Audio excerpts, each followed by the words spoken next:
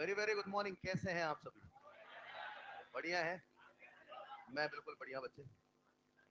अच्छा, खत्म कर ले टॉपिक। अच्छा, आज आखिरी क्लास जानबूझ रखवाई है ना? चलिए आइए।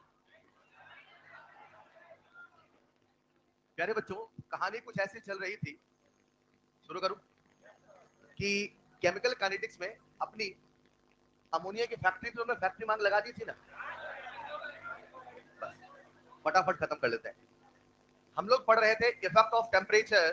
थोड़ा सा याद दिला दूं, effect of temperature on ROR, मतलब टेम्परेचर के बदलने से कैसे रेट ऑफ रिएक्शन बदलता है।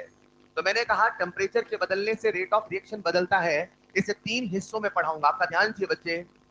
शुरू करूं क्या? टेम्परेचर के बदलने से आरओआर कैसे बदलता है, इसे 3 हिस्सों में पढ़ाऊंगा। सबसे पहले तो फैक्ट बताऊंगा। बात हो गई थी। फैक्ट नंबर 1, टेम्परेचर के बदलने से आरओआर हमेशा बढ़ता है। मैं स्टार्ट हो रहा हूं बच्चे, प्लीज लिसन केयरफुली ताकि अपन टाइमली खत्म कर पाए। टेम्परेचर के बढ़ाने से आरओआर बढ़ता है, ये तो सबको पता है, हमेशा बढ़ता है। चाहे एक्सो हो चाहे एंडो हो, टेम्परेचर बढ़। जब टेम्परेचर 10 डिग्री सेल्सियस या 10 केल्विन से बढ़ाया जाता है तो रफ्तार 2 से 3 गुना तक हो जाता है, क्योंकि से बेसिकली रेट कांस्टेंट बढ़ता है। और क्योंकि रेट कांस्टेंट बढ़ता है, यही कारण है कि रेट ऑफ रिएक्शन भी बढ़ता है। सबसे पहले 2 फैक्ट बताऊंगा, उस फैक्ट के पीछे का एक्सपेरिमेंट पढ़ाऊंगा, और फिर अंत में एक साइंटिस्ट की कहानी सुनाऊंगा। इन 3 हिस्सों में इफेक्ट ऑफ टेम्परेचर पढ़ाऊंगा। शायद कुछ ऐसा मैंने कहा था, याद दिला देता हूं। 2 फैक्ट बता दिए थे, अब पढ़ाना है आपको एक्सपेरिमेंट, राइट? तो लिखिएगा नेक्स्ट पॉइंट, लिखिएगा next point. Experimental proof, experimental proof that experimental proof that on increasing temperature, that on increasing temperature by 10 degree Celsius, by 10 degree Celsius, by 10 degree Celsius, ROR becomes 2 to 3 times. ROR becomes 2 to 3 times. ROR becomes 2 to 3 times. इसको समझाने के लिए कि temperature 10 degree Celsius बढ़ाने से rate of reaction 2 से 3 गुना हो जाता है। आज से कई साल पहले कुछ साइंटिस्ट, जिसमें से 2 के नाम मैक्सवेल एंड बोल्ट्जमैन, इन दोनों ने एक एक्सपेरिमेंट किया। वो एक्सपेरिमेंट का जो रिजल्ट है, हमारी केमिकल काइनेटिक्स बस उससे डील करती है। क्योंकि वास्तव में हमें मैक्सवेल बोल्ट्जमैन के एक एक पहलू पे डिस्कशन नहीं करना होता, हमें समझना होता अरेनियस इक्वेशन। मुझे यहां से अरेनियस को कनेक्ट करना है। मैक्सवेल बोल्ट्जमैन, इन्होंने पहली बार ये दुनिया को समझाया कि टेम्परेचर के बढ़ाने से रफ्तार बढ़ती है, उसके पीछे का असली कारण क्या है। मैक्सवेल बोल्ट्जमैन आने के पहले दुनिया को ऐसा लगता था कि दुनिया में अगर कोई रिएक्शन होती है तो उसके पीछे का जो कारण है वो कोलिजन थ्योरी से वो कुछ ऐसा है। उन्हें लगता था अगर रफ्तार को बढ़ाना है तो उन्हें लगता था कि ब्रेकर को छोटा करना मात्र एक कारण है। उन्हें लगता था कि अगर रफ्तार को बढ़ाना है तो ब्रेकर को छोटा करना मात्र एक, याद आ रहा है? ऐसा लोगों को लगता था कि जब टेम्परेचर बढ़ाते हैं, जब टेम्परेचर, तो रफ्तार बढ़ती है, दुनिया को दिखता है। उन्हें ऐसा लगता था कि टेम्परेचर के बढ़ाने से रफ्तार बढ़ती है, मतलब ब्रेकर छोटा हुआ होगा। लेकिन ये पता चला कि एक्टिवेशन एनर्जी टेम्परेचर के बदलने से बदलता। ये बड़ा दिलचस्प था, जब टेम्परेचर के बदलने से ब्रेकर नहीं बदला तो फिर रफ्तार कैसे बढ़ी। रफ्तार, ये समझाने के लिए पहली बार मैक्सवेल और बोल्ट्जमैन ने एक एक्सपेरिमेंट किया। उन्होंने एक्सपेरिमेंट कैसे किया वो समझिए। उन्होंने ग्राफ बनाया, यहां पे लिखा फ्रैक्शन ऑफ मॉलिक्यूल। क्या लिखा? गौर फरमाइएगा, ये मॉलिक्यूल नहीं है, ये फ्रैक्शन ऑफ, मतलब मान लो मेरे पास टोटल 100 मॉलिक्यूल है, मान लो, और ये वाला जो पॉइंट है ये होगा 0/100, 10/100, 20/100, 30/100, 40/50, 60, समझ पाए? ये जो वाई एक्सिस है ये किसको बता रही, और एक्स एक्सिस पे लिखा है काइनेटिक एनर्जी। क्या लिखा है? एक बात। दूसरी बात, पहले मानो हमारे पास एक ऐसी रिएक्शन है जिसकी अपनी कोई एक्टिवेशन एनर्जी है, मान लो इस रिएक्शन की एक्टिवेशन एनर्जी है पल भर के लिए मान लो 25। कितनी है? अगर इसकी एक्टिवेशन एनर्जी 25 है तो एक फैक्ट है कि इसकी एक्टिवेशन एनर्जी को इस मॉलिक्यूल के काइनेटिक एनर्जी से रिलेट किया जा सकता है। ऐसा सोचो, कोई मेथड है, कोई तरीका है। अगर मुझे इनकी काइनेटिक एनर्जी मिल जाए तो मैं बता दूंगा कि वो एक्टिवेशन एनर्जी वाले मॉलिक्यूल कितने हैं। फॉर एग्जांपल, एक बर्तन है, उसमें एक की बहुत सारी काइनेटिक एनर्जी है, लेकिन जैसे ही काइनेटिक एनर्जी 100 होती है, कितनी होती है, तो हम समझ जाएंगे ये वो वाले मॉलिक्यूल हैं जिनके अंदर एक्टिवेशन एनर्जी कितनी आ चुकी है, 25। सरल भाषा में काइनेटिक एनर्जी और एक्टिवेशन एनर्जी के बीच में एक रिलेशन होता, वो रिलेशन क्या है वो जानने का विषय। बस इतना समझो, इतना जानो कि दोनों के बीच में एक रिलेशन। मान लो जैसे ही काइनेटिक एनर्जी होगी 100 मान लो, तो उसके अंदर कौन सी एक्टिवेशन एनर्जी आ गई, और एक्टिवेशन एनर्जी मतलब ये वाली एनर्जी है जिससे ब्रेकर क्रॉस करेगा। अरे हाँ या ना? उन्होंने क्या किया, एक ग्राफ बनाया, और ग्राफ बनाया fraction of molecule versus kinetic. सबसे पहले ग्राफ बनाया टी टेम्परेचर पे। कहां बनाया? इमेजिन करते हैं इसमें गैसीय सैंपल भरा है, मान लो अंदर 100 मॉलिक्यूल है, मान लो आज टेम्परेचर है इसका 25 या टी मान लो। जब उन्होंने ग्राफ बनाया तो पहली बार ग्राफ देखने में कुछ ऐसा आया। क्या हर बच्चा देख पा रहा है?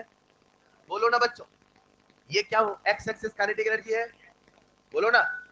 0, 10, 20, 30, 40, 50, 60, 70, 80, 90, 100 मान लीजिए। ये वाला जो पॉइंट है ये है काइनेटिक एनर्जी 100 मान लो। मान लिया, मतलब जैसे ही इस पॉइंट पे आओगे, इस पॉइंट पे, तो इसके करस्पॉन्डिंग वो वाले फ्रैक्शन मिल जाएंगे, इसके करस्पॉन्डिंग जिनके अंदर एनर्जी एक्टिवेशन एनर्जी के बराबर है। यानी यहां से वो वाले फ्रैक्शन मिलेंगे जो बैरियर क्रॉस करने की हिम्मत रखते हैं। बोलो ना यार, सुनिएगा ध्यान से। क्या ये आपके सामने फ्रैक्शन ऑफ मॉलिक्यूल है? हेलो, इस वाले पॉइंट पे आगे क्या, क्या यहां से आपने फ्रैक्शन ऑफ मॉलिक्यूल निकाला? लेट्स इमेजिन ये वाला पॉइंट मान लो 0, 10, 20, 30, मतलब कितने फ्रैक्शन, 30 बटे। तो उन्हें ऐसा पता चला कि टी टेम्परेचर पर ऐसे 30 बटे 100 मॉलिक्यूल हुआ करते थे जो एक्टिवेशन एनर्जी के बराबर एनर्जी रखा करते। मतलब यही वो मॉलिक्यूल थे जिनके अंदर बैरियर क्रॉस करने की क्षमता। हेलो, अच्छा यहाँ पे काइनेटिक एनर्जी कितनी है, तो यहाँ पे 100 से, तो काइनेटिक एनर्जी ज्यादा, काइनेटिक एनर्जी। तो अब जो मॉलिक्यूल आएंगे क्या इनके अंदर भी क्षमता है? 100 पे तो मिनिमम थे, 100 पे तो जिनके पास एनर्जी 100 से ज्यादा है वो भी तो क्षमता रखते हैं। ये वही वाली बात है कि मैंने आपके सामने ग्राफ बनाया कुछ ऐसा। एक्टिवेशन एनर्जी है 25, कितनी है? तो अगर किसी के पास एक्टिवेशन एनर्जी 30 हो जाए तो क्या कोई दिक्कत है? कम नहीं होना, ज्यादा हो तो कोई दिक्कत। यानी ये वाले जो फ्रैक्शन थे, क्या ये वो फ्रैक्शन थे जो एनर्जी बैरियर क्रॉस करने की क्षमता रखते थे? अगर ये रखते थे तो इसके बाद वाले जितने थे सारे रखते थे। बोलो ना यार, बोलो ना। उन्होंने मैथमेटिकली इस पूरे के पूरे एरिया को कैलकुलेट किया, और इस एरिया को कैलकुलेट करने का उन्होंने एक फॉर्मूला दिया, और वो फॉर्मूला प्यारे बच्चों कुछ इस प्रकार से दिया। फ्रैक्शन ऑफ मॉलिक्यूल, क्या बोला मैंने? फ्रैक्शन ऑफ, ये मॉलिक्यूल नहीं है, fraction of crossing energy barrier, crossing. अच्छा, कौन से मॉलिक्यूल एनर्जी बैरियर क्रॉस करेंगे? जिनके पास एक्टिवेशन एनर्जी के बराबर की एनर्जी हो या ज्यादा हो। उन्होंने उसे कैलकुलेट किया, वो आया e की power minus a by R, e की पावर माइनस। रुको ध्यान से, मतलब जब इसका एरिया निकाल लोगे, वो एरिया की वैल्यू किसके बराबर आएगी? e की पावर माइनस ए बाई। चलेगा। आज मान लो यहाँ पे कुछ आया, मान लो x आया, कितना आया? आज टेम्परेचर कितना है? चलेगा। अब टेम्परेचर को t से बढ़ा दिया, बढ़ा दो। जैसे ही टेम्परेचर को t से बढ़ाया, टेम्परेचर को t से, तो उन्हें एक नया ग्राफ मिला। ये ग्राफ ऐसा ही क्यों मिला? आपको पढ़ाया जाता है केटीजी में। मैं ये नहीं बता रहा हूं ग्राफ ऐसा क्या मिला, क्यों मिला, मैं ये बता रहा हूं जब ग्राफ मिला तो उसका इंपैक्ट क्या हुआ। डन। आइए जरा, जब टेम्परेचर बढ़ाया, क्या बढ़ाया, तो एक नया ग्राफ आया, और जो नया ग्राफ आया प्यारे बच्चों वो कुछ इस प्रकार से आया, जरा सुनिएगा। हमारा फोकस केवल यहाँ पे है। ये क्या, कौन सा टेम्परेचर था, और ये है टी प्लस, कितने से बढ़ाया? कितने से बढ़ाया? हेलो, जब जब टेम्परेचर 10 से बढ़ाया जाता था, ऐसा उनका ऑब्जर्वेशन था, ऐसा इनको मिला, ऐसा उन्होंने एक्सपेरिमेंट किया। पहले इतना एरिया, इतना फ्रैक्शन एनर्जी बैरियर को क्रॉस करने की हिम्मत रखता था, लेकिन जब टेम्परेचर 10 से बढ़ा दिया गया तो क्या अब उस एनर्जी वाले मॉलिक्यूल का फ्रैक्शन बढ़ गया? बढ़ा कि नहीं बढ़ा? क्या ये नया वाला एरिया सबको दिख रहा है? एक एरिया मैंने बनाया येलो कलर से और एक एरिया बनाया, दिख रहा है क्या? रुको ध्यान से, पहले येलो वाला देखो। हेलो, इस येलो की वैल्यू है मान लो x, मान लो, जिसको कैसे निकाला? e की पावर माइनस अपॉन डन। अब टेम्परेचर कितने से बढ़ाया? जैसे टेम्परेचर 10 से बढ़ाया गया, fraction of molecule crossing energy barrier बढ़ गया। इंटरेस्टिंग ये नहीं था, इंटरेस्टिंग ये था जब इस नए टोटल एरिया को निकालते थे, टोटल एरिया को, ये पहले का आता था 2 to 3 टाइम्स। कितना आता था? 2 to 2 यानी टेम्परेचर बढ़ाने से टेम्परेचर, एक्टिवेशन एनर्जी बदला नहीं है, एक्टिवेशन एनर्जी बदला, लेकिन fraction of molecule, fraction of crossing energy barrier 2 से 3 गुना हो गया। और क्योंकि फ्रैक्शन ऑफ मॉलिक्यूल 2 से 3 गुना होता है, उन्होंने कहा यही कारण है रफ्तार 2 से 3 गुना। कहानी फिर सुनना, सबसे पहले तो फैक्ट बताऊंगा, टेम्परेचर के बढ़ाने से रफ्तार बढ़ती है। बोलो ना यार, अगर मैं आपसे कहूं टेम्परेचर के बढ़ाने से रफ्तार बढ़ती है, तो आप कहोगे सर रफ्तार को कंट्रोल करना है, तो कॉलिजन थ्योरी के हिसाब से हमारा कंसेप्ट, हमारा ज्ञान यही कहता है कि आपको ब्रेकर बदलना पड़ेगा। बोलो हाँ या ना? मैक्सवेल बोल्ट्जमैन ने पहली बार कहा बिना ब्रेकर के बदले भी रफ्तार बढ़ाई जा सकती है, बिना ब्रेकर के बदले भी रफ्तार बढ़ाई जा।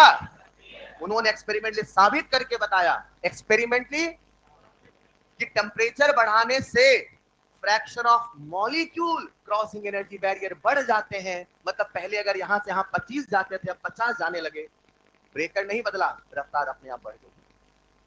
नहीं समझे? यानी क्या टेम्परेचर बढ़ाने से रफ्तार बढ़ती है? क्या ये बदलता है? फिर टेम्परेचर बढ़ाने से रफ्तार क्यों बढ़ती है? टेम्परेचर बढ़ाने से रफ्तार इसलिए बढ़ती है क्योंकि fraction of molecule crossing energy barrier भी 2 से 3 गुना हो। ये किसने साबित किया? अब यहाँ पे दुनिया भर की कहानी है, एरिया कांस्टेंट है, ये है वो सब, आप कहाँ पढ़ते हो? केटी, लेकिन अपने एनसीईआरटी में लिखा है, लेकिन हम लोग नहीं पढ़ाते। डन। हम लोग क्या कहते हैं, लिखना next point, Maxwell and Boltzmann, heading डाल लिया।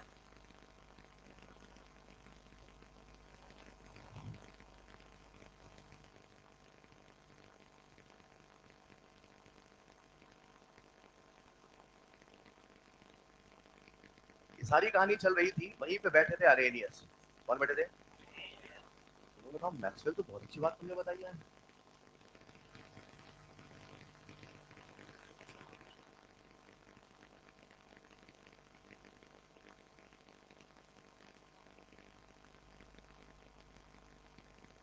फिजिकल खत्म हो गया आपका?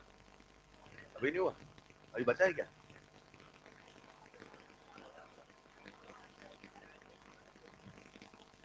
पहले ये ग्राफ बना लीजिए जल्दी से।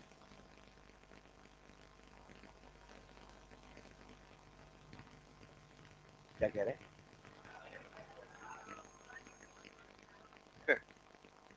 5 क्लास लगवा दी आपकी।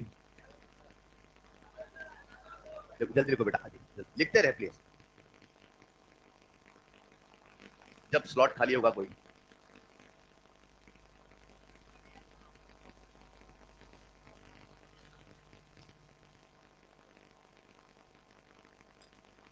टी टेम्परेचर पे फ्रैक्शन कितना था? x। टी प्लस 10 पे 2 to 3 टाइम्स ऑफ x।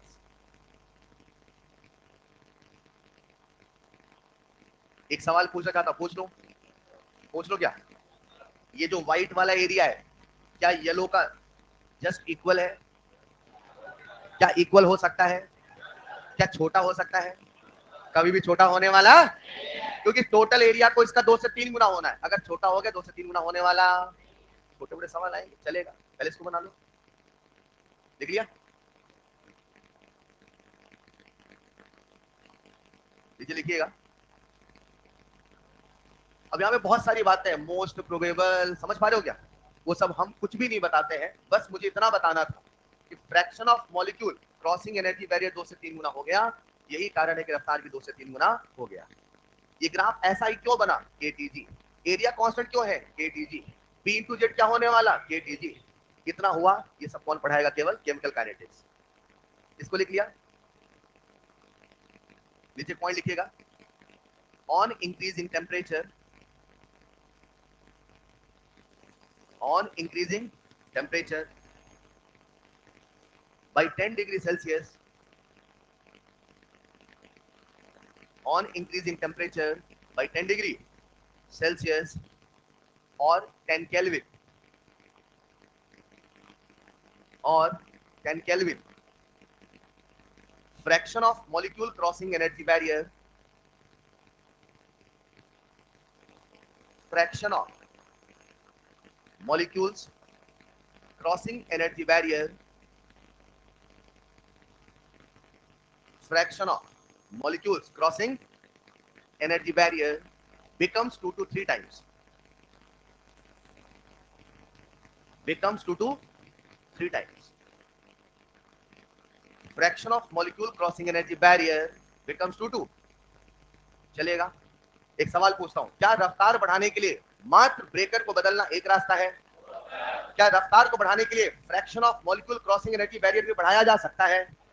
उससे भी रफ्तार बढ़, हेलो, लिखना नेक्स्ट पॉइंट, ये वाला फॉर्मूला लिखिएगा। इसका मैथमेटिकल डेरिवेशन आपके सिलेबस में नहीं है, अगर किसी को पढ़ना हो जस्ट फॉर फन, पूरी सरमान पठानिया एक किताब है, वहां मिल जाएगा। अगर किसी को पढ़ना हो तो फिलहाल लिख लो, नहीं बता रहा हूं मैं, वैसे काम का नहीं, पूरी सरमान पठानिया वहां आपको मिल जाएगा। अगर किसी को डेरिवेशन पढ़ना है, ऐसा किसी बच्चे ने मुझसे पूछा था इसलिए बता रहा हूं मैं, ठीक, लिख लो। Fraction of molecule crossing energy barrier, fraction of molecule crossing energy barrier is equal to e की पावर माइनस ए अपॉन, एक मिनट, ये नंबर ऑफ मॉलिक्यूल है कि फ्रैक्शन है? तो अगर हम फ्रैक्शन को 100 से गुणा कर दे क्या बन जाता है? बहुत टैलेंटेड है, लिख लो जरा, फ्रैक्शन इंटू 100 बराबर परसेंट, तो फॉर्मूला हो गया ई की पावर माइनस ए अपॉन आर टी इंटू 100। चलेगा बच्चों? वो था फ्रैक्शन ऑफ मॉलिक्यूल और ये है percentage of molecule,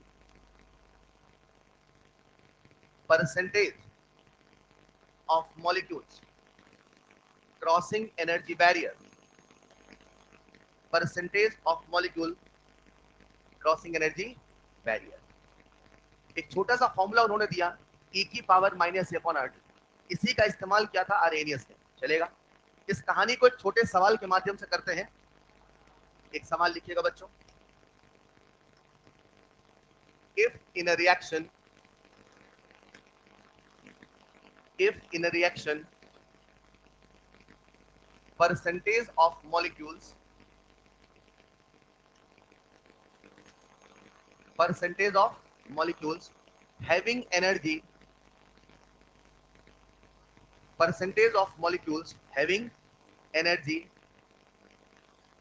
greater than or equal to activation energy, board पे लिखा है हैविंग एनर्जी ग्रेटर और इक्वल टू एक्टिवेशन, रुको ध्यान समझते हैं, ये क्या बोला उन्होंने, परसेंटेज ऑफ मॉलिक्यूल हैविंग, मतलब ऐसे परसेंट जिनके पास एनर्जी कितनी है, या तो ईए के बराबर या तो ईए से, मतलब ये वही मॉलिक्यूल है जो एनर्जी बैरियर क्रॉस करने की हिम्मत रखते हैं, हाँ या ना?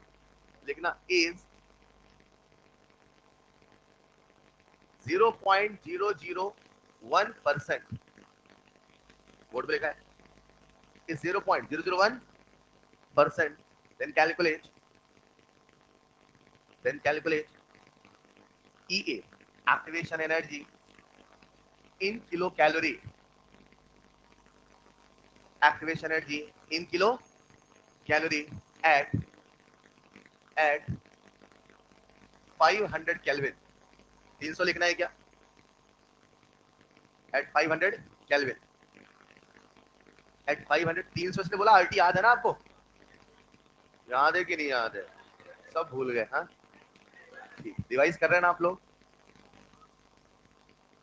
करें ना, रिवीजन क्या होता है? Activation energy kilo calorie at 500 kelvin बन जाएगा बच्चों। So simple. अगर आपको यहाँ पे परसेंटेज का कंसेप्ट याद है तो सवाल में कुछ भी दम नहीं है। आइए मिलके करते हैं। ई की पावर माइनस ए upon R T into 100 percentage कितना दिया है 0.001, यानी इसे कह दो मैं 10 की पावर -3। इस वाले 100 को नीचे ले आते हैं तो नीचे आया 10 की पावर 2। क्या आप सबका ध्यान बोर्ड पे है? इज इक्वल टू e की पावर -e/RT। चलेगा बच्चे? चलेगा। एक मिनट, 10 की पावर -3, 10 की पावर -2, 10 की पावर -5, यही सॉल्व कर रहा हूं। 10 की पावर -5 इक्वल टू e की पावर -e/, क्या मुझे e को हटाने के लिए ln लेना पड़ेगा? Left hand side right hand side दोनों तरफ हमने क्या लिया? ln, यानी log to the base e। तो ये आ गया -e/RT। क्या किसी को इस स्टेप में डाउट है? क्या किसी को इस स्टेप में डाउट है? जल्दी से क्लियर यहां तक? चलिए, जब आप ln को हटाने के लिए log लगाएंगे, लगा लोगे क्या? तो ln को हटाने के लिए log लगाया, लगा लोगे बेटा? 2.303 log 10 की पावर -5। क्या बाहर -5 आएगा? माइनस माइनस प्लस होगा। सीधे लिख रहा हूं एक स्टेप, लिख दो बच्चों, लिख दो क्या? कितने बच्चों का आंसर आ चुका है? Raise your hand. कितना? 2.303 into 5 is equal to E upon RT। Done. Sorry, calculation आपकी एफिशिएंसी है, डायरेक्ट पावर क्या नहीं कर सकते?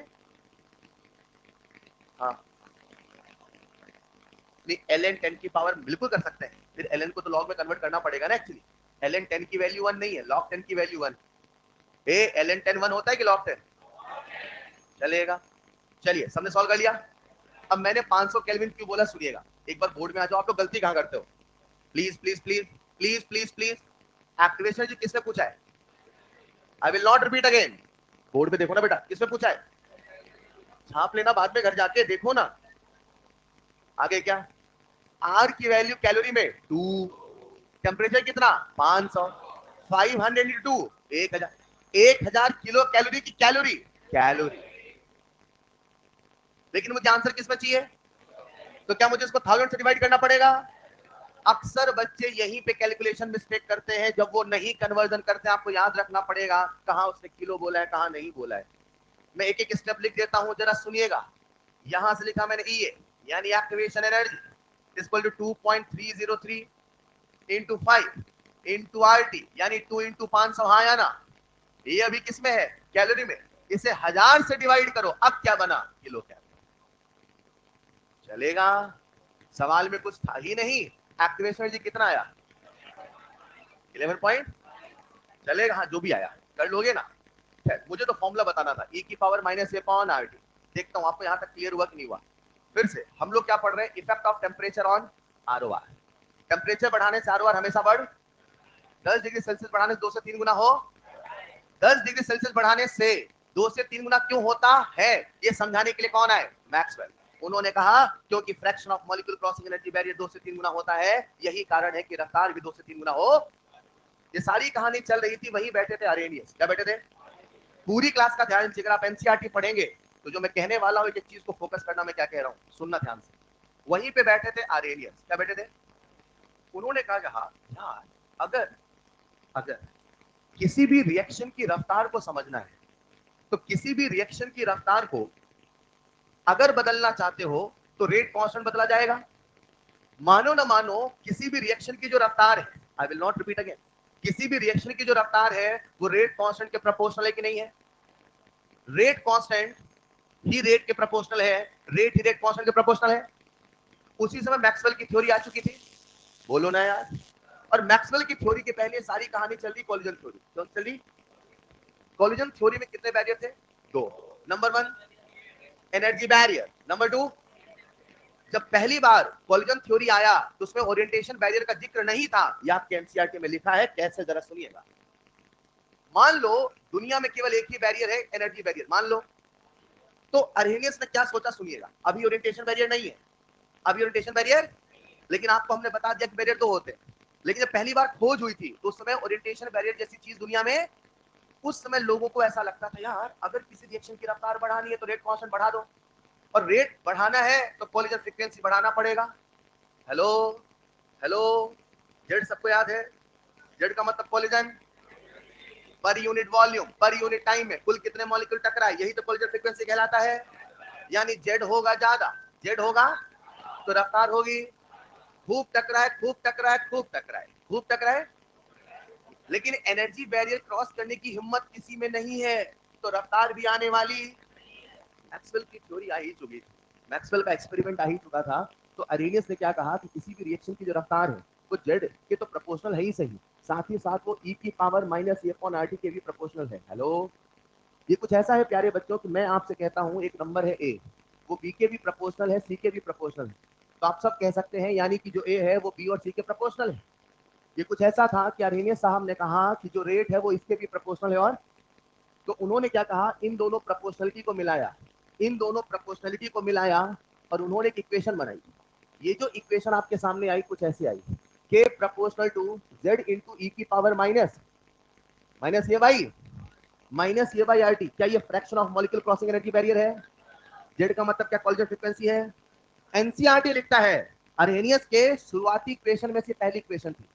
ये इक्वेशन बहुत सिंपल इक्वेशन में, बहुत सिंपल रिएक्शन में तो आंसर देती थी, लेकिन जब रिएक्शन थोड़ा कॉम्प्लेक्स होती थी इस इक्वेशन से आंसर नहीं आता था। फिर लोगों को समझ में आया, अरे एनर्जी बैरियर के साथ साथ एक और बैरियर का नाम है ओरिएंटेशन बैरियर। पढ़ना एनसीईआरटी, और मैं कॉलिजन थ्योरी का पैरा आपको पढ़ने की सलाह दूंगा एनसीईआरटी। वैसा लिखा मिलता है एनसीईआरटी में कि before with the help of this equation some equation some reactions can be answered but all reactions can not be. फिर मार्केट में आया दूसरा बैरियर जिसका नाम था ओरिएंटेशन। हेलो, मतलब टकराना भी जरूरी। अब हमारी नई इक्वेशन कुछ ऐसे बन चुकी है, रुकना जरा। तो वहीं बैठे थे अरेनियस, कौन बैठे थे, उन्होंने कहा टकराना भी जरूरी और प्रॉपर डायरेक्शन में टकराना भी जरूरी। तो प्रॉपर डायरेक्शन में टकराएगा उसकी टकराने की प्रोबेबिलिटी होगी। हेलो, इस पी को बोला गया प्रोबेबिलिटी फैक्टर। क्या बोला गया? जिसे एनसीईआरटी स्टेरिक फैक्टर भी कहता है। कौन सा फैक्टर? स्टेरिक फैक्टर, मतलब साइज वाला फैक्टर, डायरेक्शन वाला फैक्टर। हेलो, टकराए टकराए टकराए मगर प्रोडक्ट बनाने की संभावना मिनिमम है, तो क्या प्रोडक्ट बनेगा? टकराना भी जरूरी, संभावना का ज्यादा होना भी जरूरी, और fraction of molecule crossing energy barrier भी ज्यादा ज्यादा होना चाहिए। बोलो हाँ या ना। अब उनकी एक नई इक्वेशन आई। मतलब पहले वाला जो रिसर्च पेपर था वो दुनिया की हर इक्वेशन में नहीं चला, क्योंकि उसमें ओरिएंटेशन बैरियर। अब दूसरा बैरियर कौन सा आ चुका है, जिसको कौन एक्सप्लेन कर रहा है? पी। पी का मतलब और स्टेरिक। ये कौन से बैरियर को समझा रहा है? ये सवाल आता है अरेनियस इक्वेशन में, ये कौन से बैरियर को समझा रहा है? याद रखिएगा, ओरिएंटेशन बैरियर। चलेगा बच्चे? अब रुकना ध्यान से। उन्होंने क्या किया, इन सभी कांस्टेंट को एक साथ ऐड किया। ऐड कर दूं, proportional to this this this, हाँ या ना। नेक्स्ट पॉइंट में उनकी एक इक्वेशन बन के आई, कुछ ऐसी आई, k proportional to P into Z into e की power minus a by. Is this clear? P का मतलब क्या है, किस कौन सा बैरियर, और जेड का मतलब है कॉलिजन। तो कॉलिजन थ्योरी कहती है टकराना जरूरी है, एनर्जी बैरियर का होना जरूरी है, ओरिएंटेशन बैरियर का भी होना जरूरी है, हाँ या ना। इस इक्वेशन में उन्होंने तीनों पॉइंट को जोड़ा और इक्वेशन बनाई, और इसी इक्वेशन का नाम था प्यारे बच्चों अरहेनियस इक्वेशन। उन्होंने पी इंटू जेड को बोला ए। क्या बोला? क्या बोला? और आप सबके सामने जो इक्वेशन है इसी का नाम है अरहेनियस इक्वेशन। क्या नाम है? तो लिखिएगा नेक्स्ट पॉइंट, अरहेनियस इक्वेशन। लिखिएगा next point, Arrhenius equation. Side में लिख देना बादल बना के, एनसीईआरटी पैरा मस्ट रीडिंग, सबको पढ़ना है, भले पूरी एनसीईआरटी पढ़े ना पढ़े। क्यों सर? इस पे सवाल अभी तक नहीं आया है, कभी भी बन सकता है। मतलब वही वाली बात है, कुछ नया बनाना चाहेंगे तो ये है एक टॉपिक जहां बन सकता है। मस्ट रीडिंग, एनसीईआरटी ये वाला पैरा जरूर पढ़िएगा।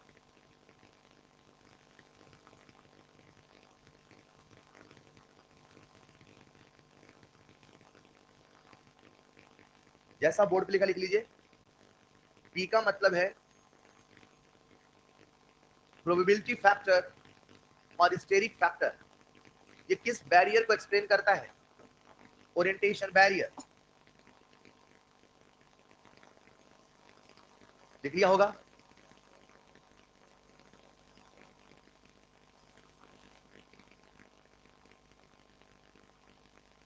कई बार सवाल पूछा जाता है कि जो अरहेनियस फैक्टर है, चलो साइड में चले, एक मिनट, ये क्या है क्लियर? ये क्या है क्लियर? ये क्या है क्लियर? ये कहां से आया? मैक्सवेल एंड बोल्ट्जमैन डिस्ट्रीब्यूशन कर, उन तीनों को मिला के कौन सी इक्वेशन बनी? अरेनियस। लिखिएगा नेक्स्ट पॉइंट में इक्वेशन ऐसे जरूर लिखना, P इंटू जेड को क्या बोला गया? ए।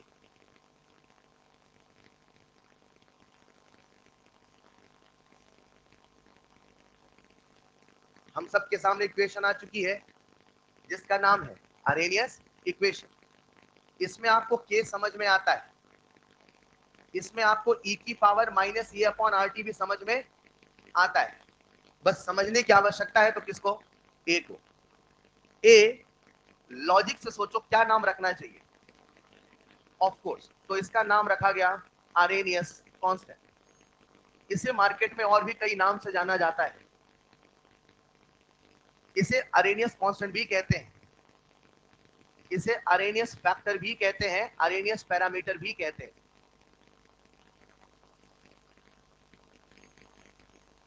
अरेनियस कांस्टेंट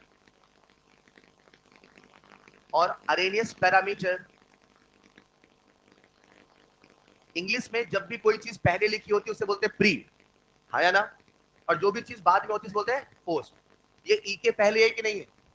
इसे कहा गया प्री एक्सपोनेंशियल फैक्टर। इसका दूसरा नाम था प्री एक्सपोनेंशियल फैक्टर। मतलब आप मुझसे कह सकते हो मतलब सर अरेनियस ने केवल अपने आप को फेमस करने के चक्कर अपने नाम पे रखा, वरना जो लोग मैथमेटिशियन रहे होंगे उन्होंने तो केवल इसको प्री एक्सपोनेंशियल फैक्टर ही बोला होगा, because this is the product of what? P into Z. अरे हाँ ना, इसको बोला गया प्री एक्सपोनेंशियल फैक्टर। एक मिनट, ये जो e की पावर माइनस ए अपॉन आर टी है, ये है क्या? क्या है ये?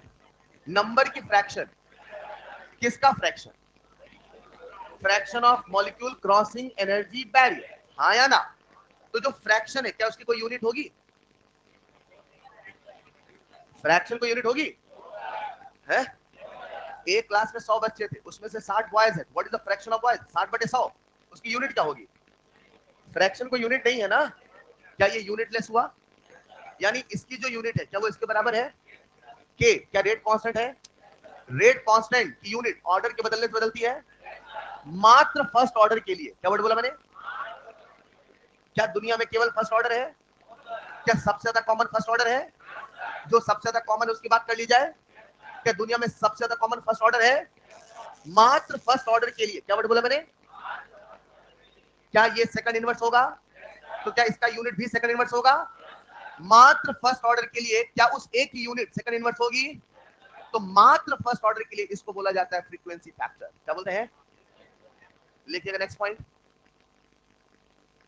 Frequency factor. फ्रीक्वेंसी फैक्टर नीचे जरूर लिखना, only for first order reaction.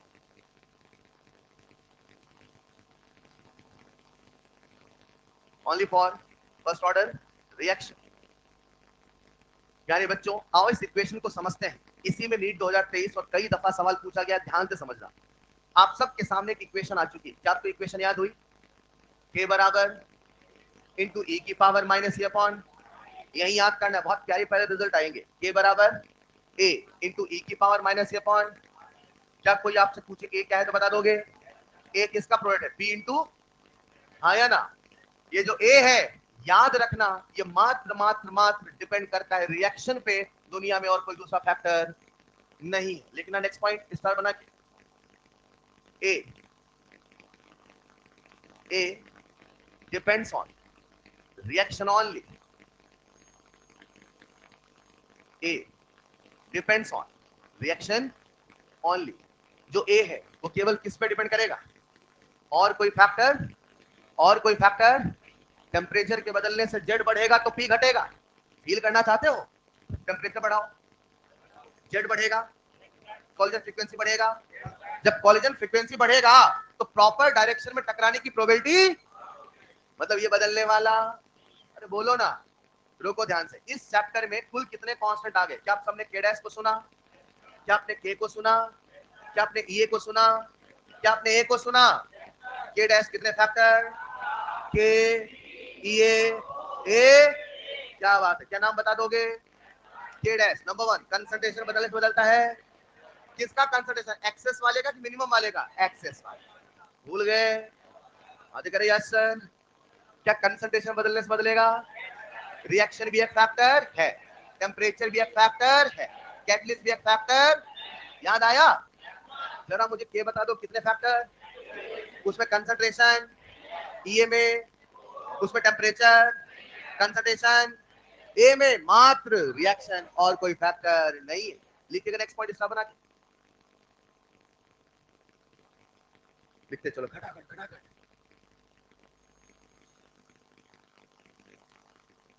कुछ कहना चाहते हैं? कहना नहीं है, लिखिए जल्दी जल्दी। के डैश के ई ए, एक बार लिख लेना। जैसे मैंने कहा था लास्ट में समाप्त करूंगा, इस चैप्टर में 4 फैक्टर आते हैं, बिल्कुल ढंग से याद हो। सवाल घुमाएगा फंसाएगा, याद रखना कौन सी चीज कितने फैक्टर पे डिपेंड करती है। खूब सवाल बने हैं इस पे। के डैश कितने फैक्टर? 4, के 3, ई 2, ए 1। हो सके तो लिख लेना पूरा, लिख लो आपको। मैं नहीं लिख रहा हूं समय बचाने के चक्कर में। देखिए लिखो आप यार।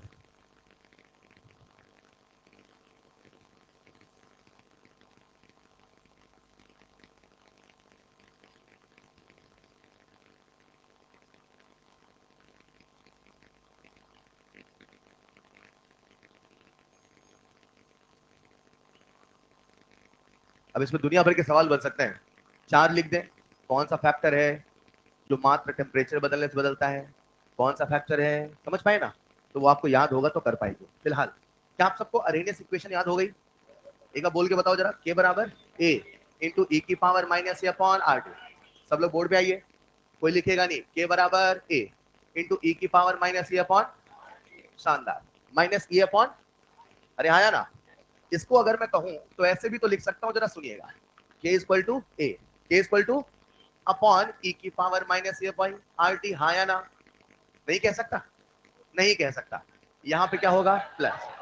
जागो बच्चों, ठीक है। चलो आओ जरा एक बार बताओ, टेम्परेचर के बढ़ाने से क्या बढ़ता है घटता है? हमारे टॉपिक का नाम है टेम्परेचर के बढ़ाने से क्या कैसे बढ़ता है। बताओ बेटा, टेम्परेचर बढ़ाने से क्या बढ़ता है घटता है? ठीक है। टेम्परेचर बढ़ाने से क्या हमेशा बढ़ता है, चाहे एंडो हो चाहे 10 डिग्री सेल्सियस बढ़ाने से 2 से 3 गुना होता है। लेकिन अब क्या कह रहा हूं सुनिएगा। टेम्परेचर बढ़ाओ, पूरी क्लास टेम्परेचर बढ़ाओ, बढ़ा दिया। जब टेम्परेचर बढ़ाओगे तो क्या ये वाला फैक्टर बड़ा होगा? तो क्या ये पूरा फैक्टर छोटा होगा? तो क्या ई की पावर छोटा नंबर नंबर छोटा होगा? तो क्या पूरा का पूरा ओवरऑल नंबर, यानी टेम्परेचर के बढ़ाने से क्या बढ़ता है? ये तो हमें पहले से आता। ये क्या कर रहे हो आप? ये नहीं आता। टेम्परेचर के बढ़ाने से क्या बढ़ता है दुनिया को पता है। टेम्परेचर बढ़ाने से क्या बढ़ता है? लीनियर नहीं, एक्सपोनेंशियल। नेक्स्ट पॉइंट इसका बना के,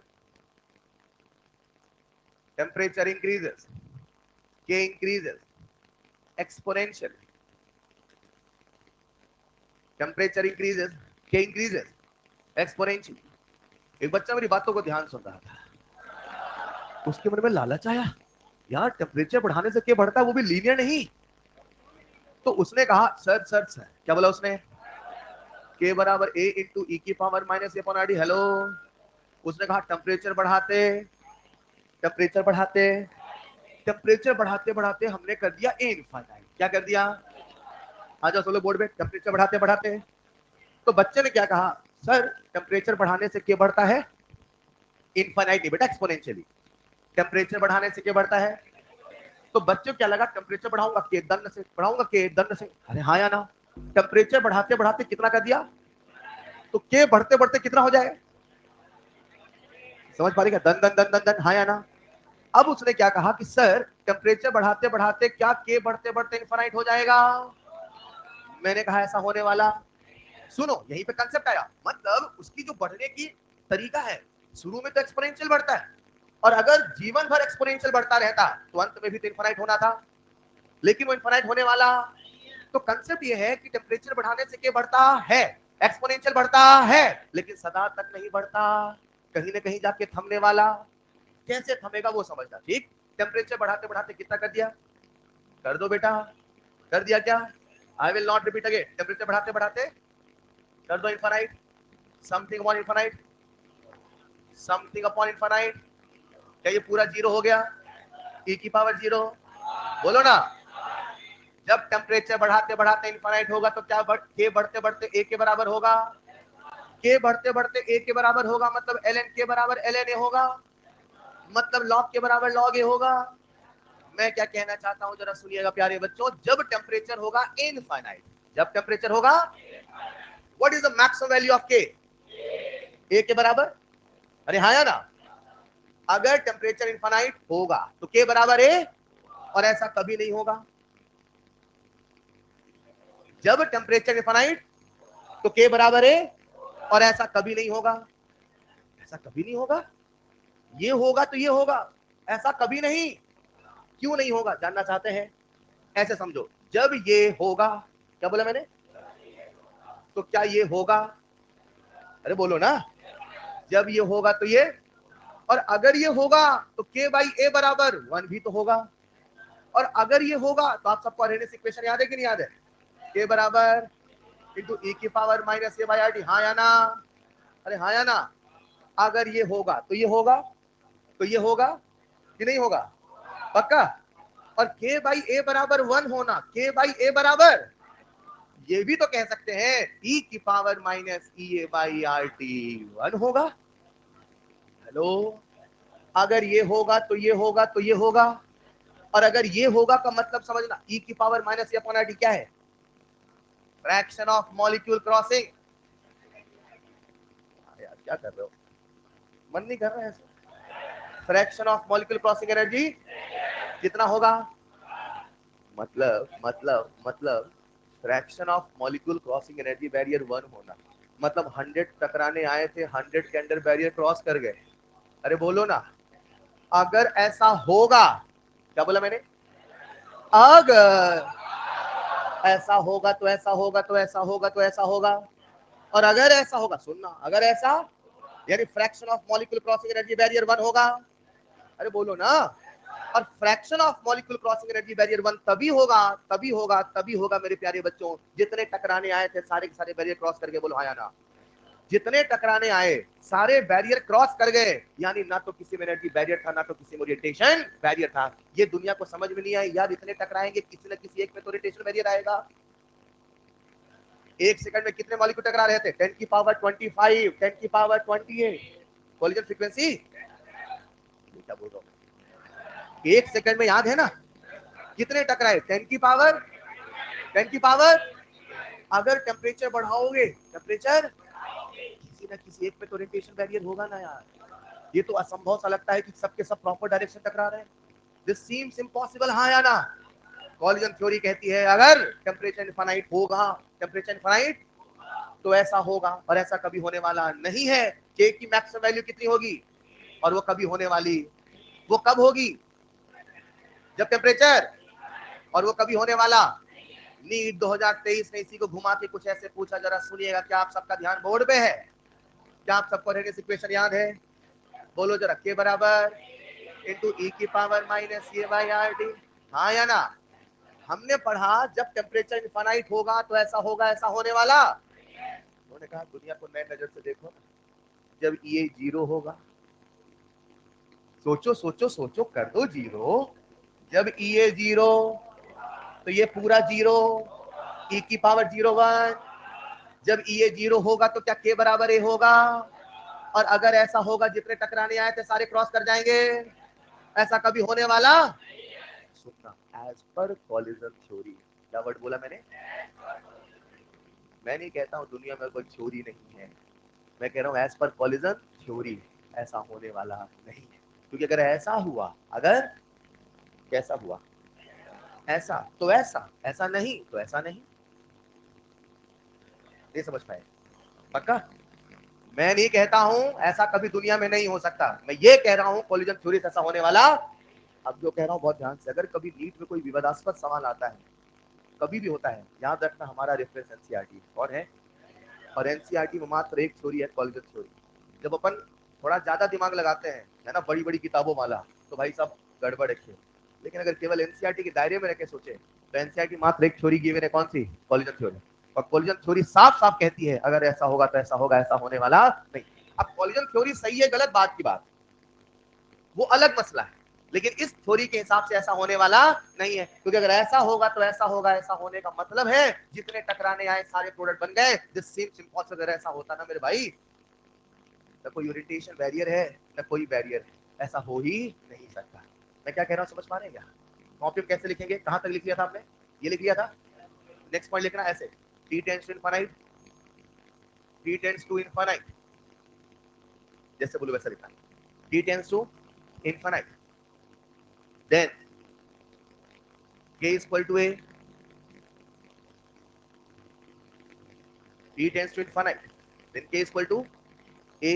सारे अरेनियस के एनालिसिस चल रहे बेटा अभी। k is equal to a, ln k is equal to log k is equal to, सवाल पूछता है t टेंड्स टू इनफाइनाइट में कितना होगा, तो बच्चे कंफ्यूज होते हैं, कुछ नहीं, ln ले लिया और क्या है, चलेगा। log k is equal to log a, नीचे लिखना स्टार बना के, बोलो k cannot be equal to a, k cannot be equal to a, और इसी को कहने का दूसरा तरीका, k cannot be equal to, इसको कहने का दूसरा तरीका, और k equal to a, और k equal to a when t tends to infinite, when t tends to, मतलब ऐसे, जितने बच्चे पेपर देने जाएंगे सबका सिलेक्शन नहीं होगा, इसको कहने का दूसरा तरीका, हेलो, जितने बच्चे पेपर देने जाएंगे सबका सिलेक्शन होगा, समझना, समझो समझो समझो, जितने बच्चे पेपर देने जाएंगे सबका सिलेक्शन नहीं होगा, लेकिन हम नहीं बोलते, हम निगेटिव बातें नहीं करते। कहने का दूसरा तरीका, जितने बच्चे पेपर देने जाएंगे सबके सबका सिलेक्शन होगा, सबका सबका सिलेक्शन होगा, अगर कंडीशन लगा दी ना, अगर, अभी मैं इसकी बात करता हूं, जैसे टेम्परेचर बोला है, अगर टाइम टेंड्स टू इनफाइनाइट, ऐसा कई लाखों सालों बाद होगा बेटा, एक दिन ऐसा आएगा जितने बच्चे पेपर देंगे उतनी सीट हुआ करेगी। मैं यही तो कहना चाहता हूं, जितने पेपर देंगे सारों का सिलेक्शन, लेकिन हम नहीं, ऐसा नहीं बोलना चाहते, तो कैसे करें? टेम्परेचर टेंड्स टू, अब टेम्परेचर इनफाइनाइट की परिभाषा क्या है? अरे इनफाइनाइट कहना ही तो अपने आप में क्वेश्चन मार्क लग गया ना। जब टेम्परेचर इनफाइनाइट होगा तो ऐसा होगा। सर टेम्परेचर इनफाइनाइट कब होगा? जब ऐसा होगा। ऐसा कब होगा? जब टेम्परेचर इनफाइनाइट होगा। डन। लिखिएगा नेक्स्ट पॉइंट, नेक्स्ट पॉइंट, जैसे बोलो वैसे लिख रहा। नेक्स्ट पॉइंट लिखना, सुनो सुनो सुनो, एक बार एग्जाम में सवाल आया, fraction of molecule crossing energy barrier, क्या आया? तो बच्चे को याद था e की पावर माइनस ये बाई आर टी, हाँ या ना? अब इसे कहते हैं, हमारा दिमाग एक बाउंड्री में बन जाता है, fraction of molecule crossing energy barrier e की पावर माइनस अपॉन, उन्होंने सवाल में ना तो ई दिया था, ना तो आर दिया था, ना तो टी दिया था, उन्होंने दिया था के और ए। बताओ क्या हम के और ए से भी fraction of molecule crossing energy निकाल सकते हैं? लिखिएगा next point, next point, if t tends to infinite, जैसे बोलो वैसे, if t tends to infinite, then k by a is equal to e की power minus A upon R T is equal to 1, समझ पाए? Then k by a is equal to e की power minus A upon R T is equal to, means, इसका मतलब क्या है? Means all the collision, means all the collision will results into, will results into product formation, all the collision will results into product formation. This is impossible as per collision theory. This is impossible as per collision theory. मजा यहां नहीं, मजा यहां आएगा जो मैं कुछ ही देर बाद कहने वाला हूं। कॉलिजन थ्योरी के हिसाब से fraction of molecule crossing energy barrier 1 हो जाए, ये संभव होने वाला, ये कब संभव होगा? ये तब संभव होगा जब टेम्परेचर इनफाइनाइट होगा या ए बराबर 0 होगा, और ऐसा होने वाला नहीं है, क्योंकि जब ऐसा होगा तो के बाई ए कितना होगा? 1। नहीं समझे? नेक्स्ट पॉइंट लिखना स्टार बना के, नेक्स्ट पॉइंट स्टार बना के बोलो, this also can be, this वही जो ऊपर लिखा, this also can be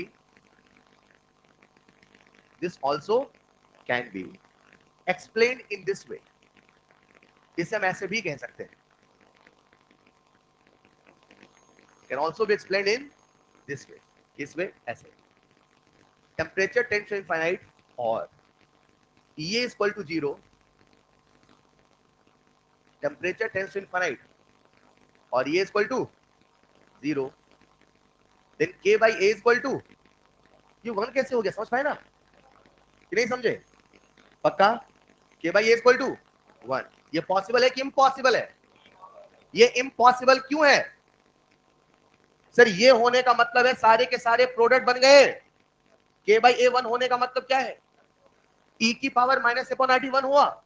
इसका 1 होने का मतलब क्या है? Fraction of molecule crossing energy barrier 1। अरे हाँ या ना? यानी फ्रैक्शन कितना हुआ? 1। ये संभव का संभव है? असंभव। ऐसा कौन कहता है? Collision theory. नहीं समझे? डन। आ जाओ जरा लिख लेना, दिस इज इम्पॉसिबल। इसी को ऐसा समझते प्यारे बच्चों। चलो नेक्स्ट स्लाइड में। क्या आप सबको अरेनियस इक्वेशन याद हो गई? एक बार बोल के बताओ जरा। K is equal to A into E की power minus A by RT। Done. मैं पहले फैक्ट बताता हूँ, साबित करके बताता हूँ। बता दूं फैक्ट क्या है? सुनना, मेरे पास दो रिएक्शन है। बोर्ड पे आ जाओ सब लोग। कितनी रिएक्शन है? एक का ब्रेकर, पहले हाथ से ब्रेकर बताऊंगा फिर के, ठीक? आ जाओ आ जाओ बेटा। दो रिएक्शन। कितनी रिएक्शन है? एक का ब्रेकर छोटा, पहले ब्रेकर दिखा रहा हूं। एक का ब्रेकर, एक का ब्रेकर, ब्रेकर बोले तो ये, ब्रेकर बोले तो एक का ब्रेकर, एक का ब्रेकर, जिसका ब्रेकर छोटा उसकी रफ्तार, जिसका ब्रेकर बड़ा उसकी रफ्तार। अब हाथ में क्या है? ब्रेकर, रफ्तार। पहले क्या था, अब क्या है? चलो, किसकी रफ्तार ज्यादा? जिसका ब्रेकर छोटा था। किसकी रफ्तार ज्यादा? आ जाओ ना यार, मजेदार आएगा। जिसका ब्रेकर छोटा उसकी रफ्तार, जिसका ब्रेकर बड़ा उसकी रफ्तार। अभी रफ्तार है, डन। इसकी रफ्तार ज्यादा है तो इसका ब्रेकर, इसकी रफ्तार कम, इसका breaker.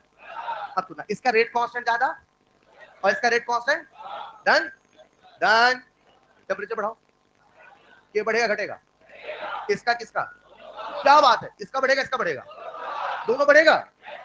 Collision theory, Arrhenius equation कहती है हाँ ये सच है, टेम्परेचर बढ़ाने से के बढ़ेगा।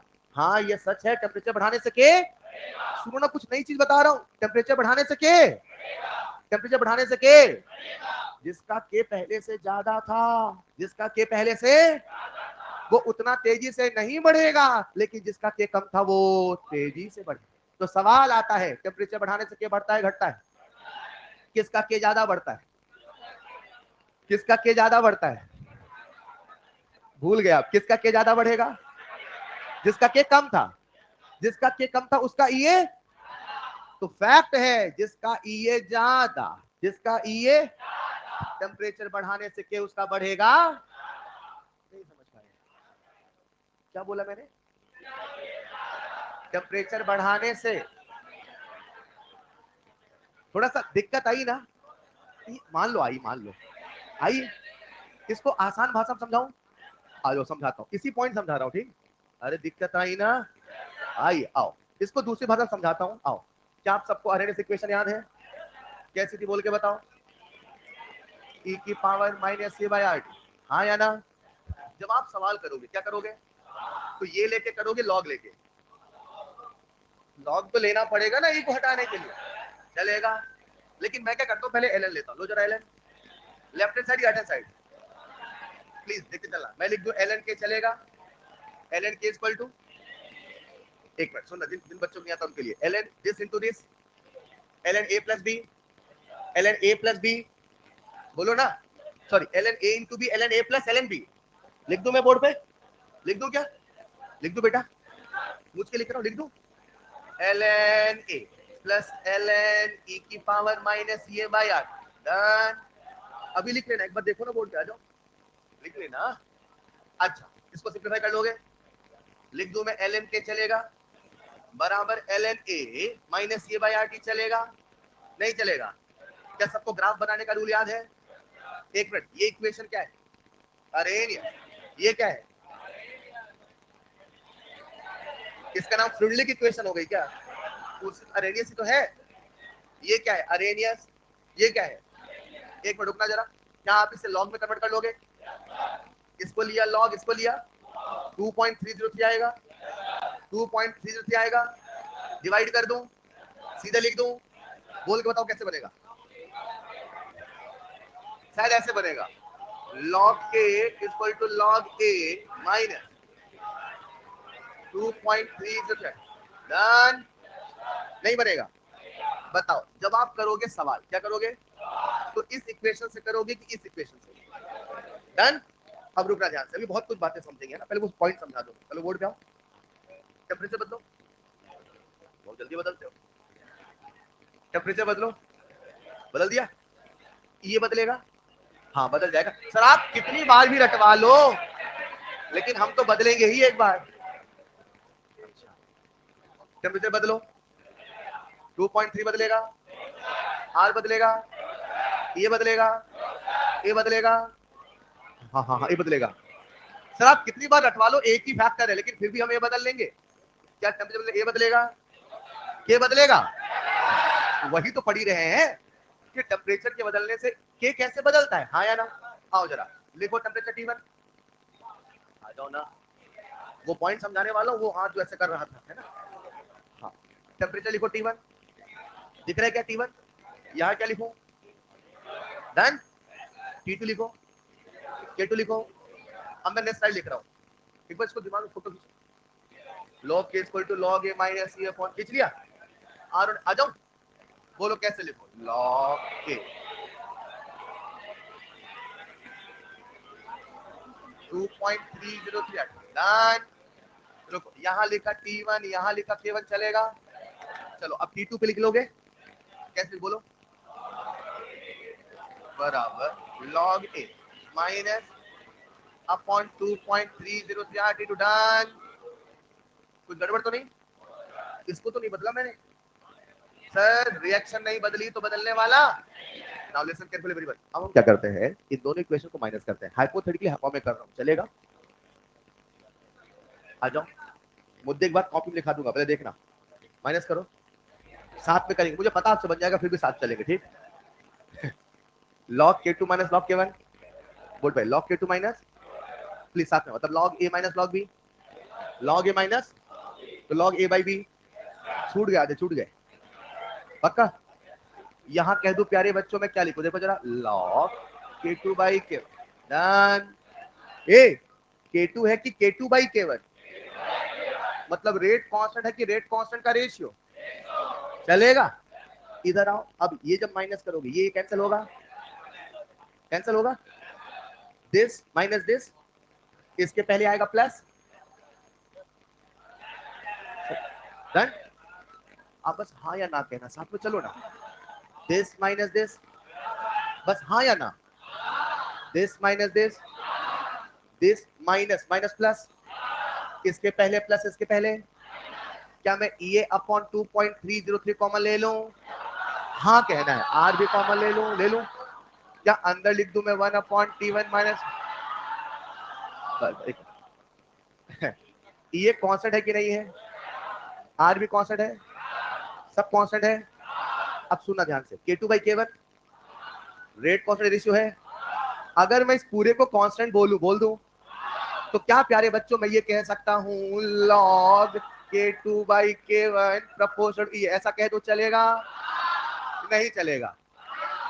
अब वो कह दो जो कहने वाला था, जिस रिएक्शन का E ज्यादा, जिस रिएक्शन का E, कंसेप्ट छूट जाएगा, दोबारा बोलूंगा नहीं, और आज ही है, दोबारा आऊंगा भी नहीं। जिस रिएक्शन का E ज्यादा,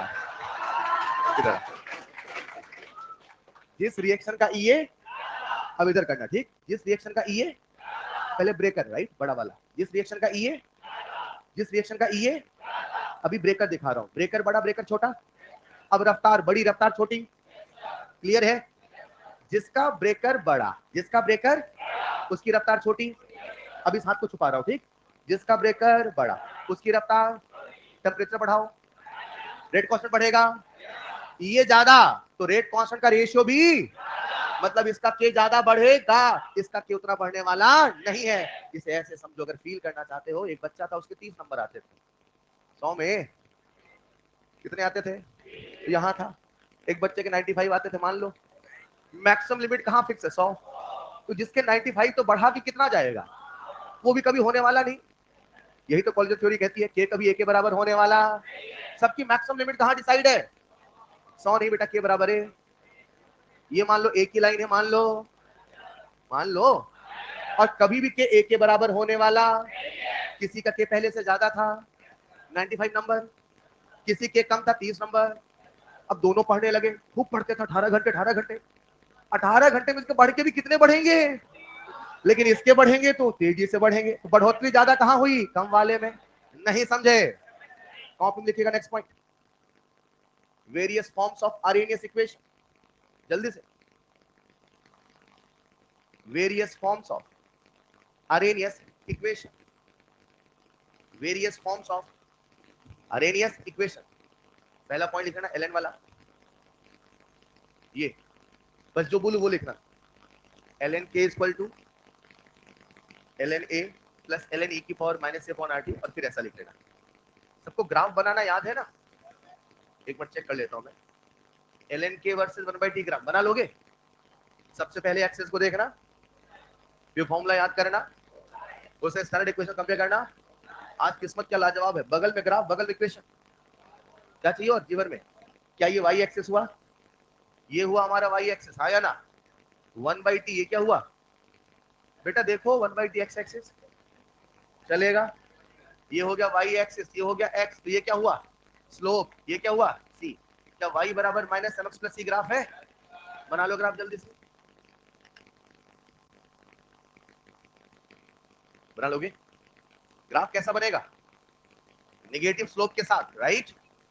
लिख लो जरा, क्या मुझे अब इसका स्लोप बता दोगे, स्लोप बराबर माइनस ई अपॉन, एक बार नोट जाके जरूर पढ़ना है ना आज, ताकि आपको सारी बातें रिलेस की याद रहे। माइनस ये भाई यार, एक सवाल पूरी क्लास से पूछना चाहता हूँ, पूछ लो। अगर मैंने यही ग्राफ एलएन नहीं लॉग में बनाया होता,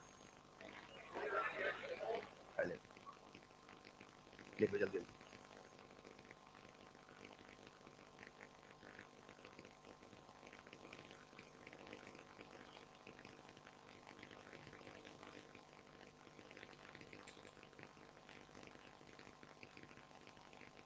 क्या कोई क्लास में ऑनलाइन है,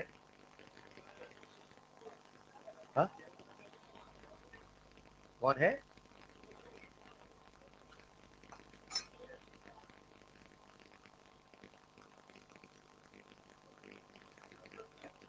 बस बस बस,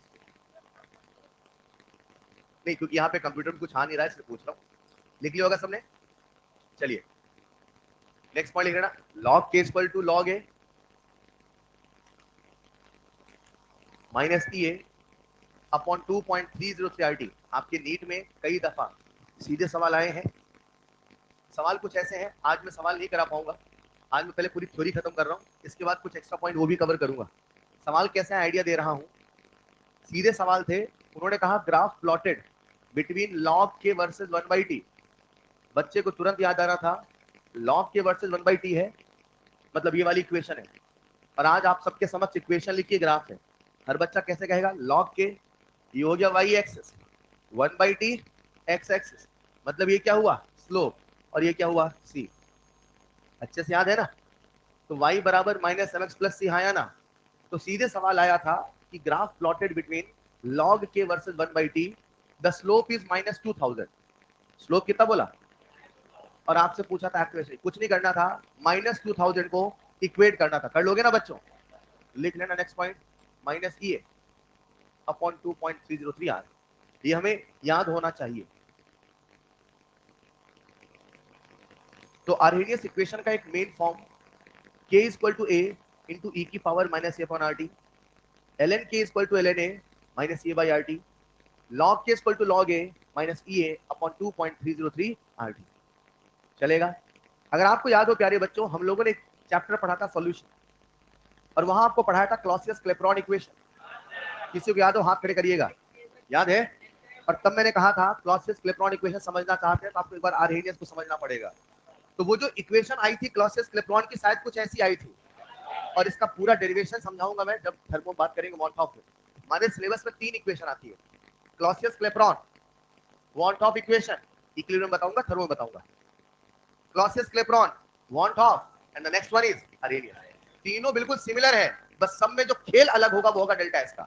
तो जब चैप्टर पूरा खत्म हो जाएगा तीनों को फिर मैं कंपेयर करके बताऊंगा, अभी एक चैप्टर में जहां जहां आ रहे बताते चल रहा हूं, चलेगा। नेक्स्ट पॉइंट लिखना, कैलकुलेशन ऑफ रेट कांस्टेंट, इसके पहले लिख दो, calculation of rate constant at two different temperature, calculation of rate constant at two different temperature. Point number 1, point number 2 लिखने की आवश्यकता नहीं, केवल ये लिख लो सीधे, calculation of rate constant at two different temperature. NEET 2013, मतलब ठीक है पहले नाम कुछ और था, 2013 मात्र एक बार, उसके पहले और कभी ना हुआ ना अभी तक हुआ है। उन्होंने सवाल क्या दिया जरा सुनिएगा, बोलू, सवाल कुछ ऐसा दिया, उन्होंने कहा 10 डिग्री से 25 से 35 क्या टेम्परेचर मान लो, कहां से कहा किया, 25 से, जब आप इस इक्वेशन में वैल्यूज को पुट करोगे, बोर्ड पे है सब लोग, टेम्परेचर सेल्सियस में होगा केल्विन में, तो 25 डिग्री सेल्सियस 298, बोलो ना, 35 डिग्री सेल्सियस 308, हेलो, क्या वैल्यू पुट कर लोगे। तो उन्होंने कहा जब टेम्परेचर 10 डिग्री सेल्सियस से बढ़ाया गया तो रेट कांस्टेंट हो गया 2 गुना, कितना गुना, यानी K2/K1 की वैल्यू, मतलब ये दिया है, ये दिया है, ये निकालना है। इस सवाल में कैलकुलेशन अच्छी खासी है कि नहीं है, अच्छी खासी है। मात्र 2013 में इतना कैलकुलेटेड सवाल आया था, हेलो, उसके बाद कभी नहीं आया। एनसीईआरटी में सॉल्व एग्जांपल, कौन से एग्जांपल, बहुत सारे इस पैटर्न पे हैं, तो मैं आपको सजेशन दूंगा इस वाले पैटर्न के एनसीईआरटी सॉल्व एग्जांपल जरूर लगाइएगा। हालांकि उसके बाद आया नहीं है पर आप वेल प्रिपेयर्ड रहो, एनसीईआरटी सॉल्व एग्जांपल इस टॉपिक की जरूर लगाना, चलेगा। मुझे ये नहीं सिखाना था, मुझे तो ये वाला पॉइंट सिखाना था जो नेक्स्ट स्लाइड में लिखा है, log K2/K1, क्या ये पूरा कांस्टेंट है, यानी कह दो प्रोपोर्शनल टू EA, लिखिएगा next point, log K2/K1 proportional to EA,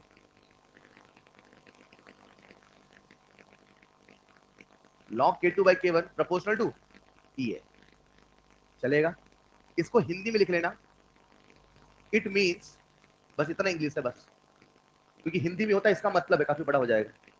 it means, बोलो, इट मींस कम टेम्परेचर पर, इट मींस कम टेम्परेचर पर, इट मींस कम टेम्परेचर पर, कम, अब टेम्परेचर ताप नहीं बोलूंगा, ठीक, कम टेम्परेचर पर। अच्छा एक बात और, मैंने एक पॉइंट बोला कम टेम्परेचर पर, मतलब ये जो एनालिसिस है कि टेम्परेचर बढ़ाओगे तो रेट कांस्टेंट बढ़ेगा, ये भी बहुत हाई टेम्परेचर पे नहीं चलता है। हेलो, एक मिनट, अभी वो हाथ से समझाया था ना, ब्रेकर बड़ा ब्रेकर, ब्रेकर बड़ा ब्रेकर, जिसका ब्रेकर बड़ा उसका रेट कांस्टेंट, बोलो ना, जिसका ब्रेकर छोटा उसका रेट कांस्टेंट, टेम्परेचर बढ़ाओ रेट कांस्टेंट बढ़ेगा, बढ़ेगा, इसका तेजी से बढ़ेगा।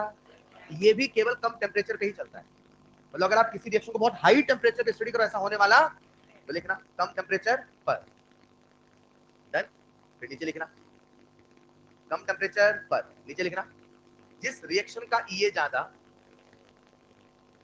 जिस रिएक्शन का EA, जिस रिएक्शन का EA ज्यादा, उसमें के, उसमें के बढ़ेगा ज्यादा, जिस रिएक्शन का EA ज्यादा उसमें के बढ़ेगा टेम्परेचर बढ़ाने पर।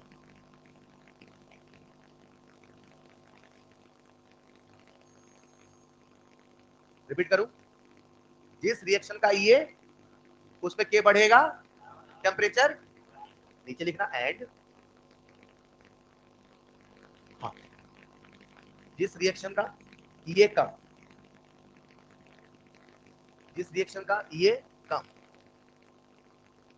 जिस रिएक्शन का EA, अब फिल कर लो, EA कम मतलब रफ्तार, EA कम मतलब रफ्तार, मतलब उसका के पहले से ही, मतलब उसके पहले से 95 नंबर आते थे, अब टेम्परेचर बढ़ाओगे तो उतनी बढ़ोतरी होने वाली, देखना जिसका EA कम उसमें के बढ़ेगा कम, उसमें के बढ़ेगा कम,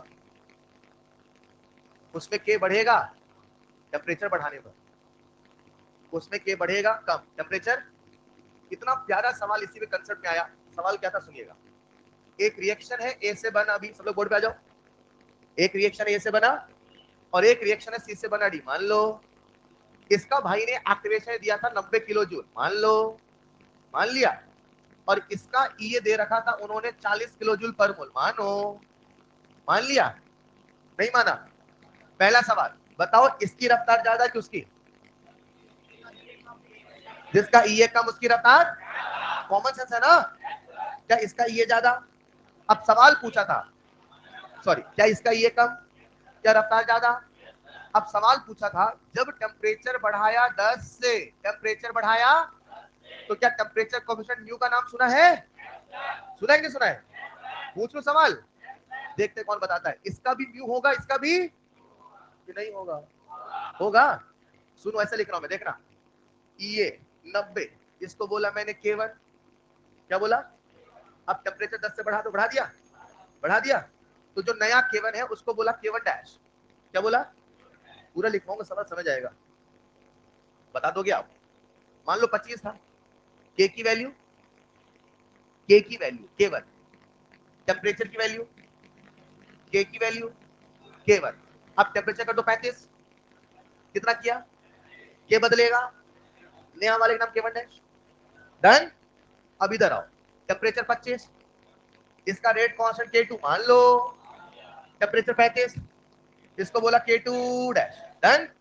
इसको बोला म्यू वन, इसको बोला, सवाल पूछा था दो रिएक्शन है, ये 90 ये 40, बोलो म्यू वन बड़ा कि म्यू टू?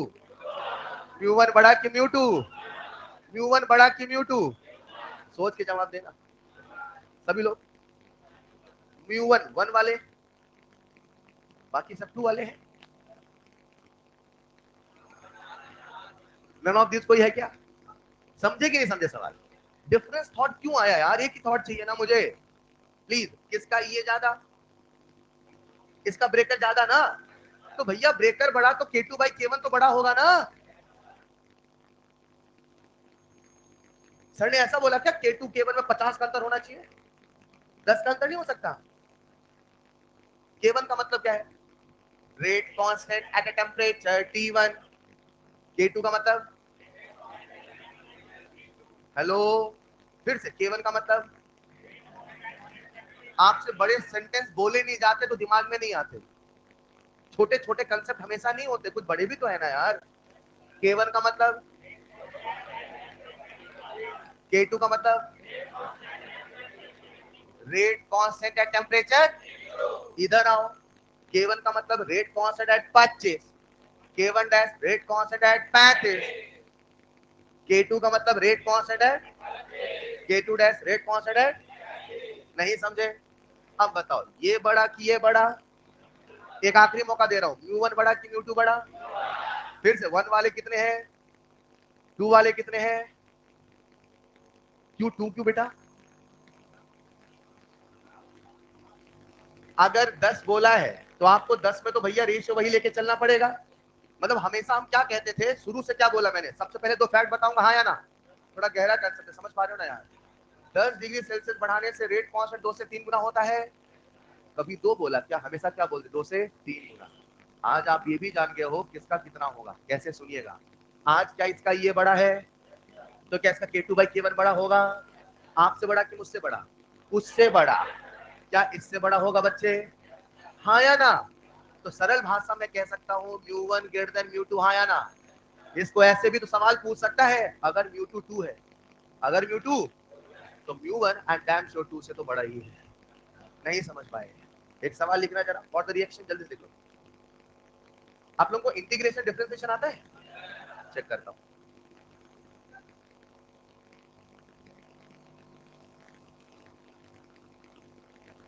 जल्दी जैसा लिखा वैसा लिख लो। What the reaction, this copy कर लो।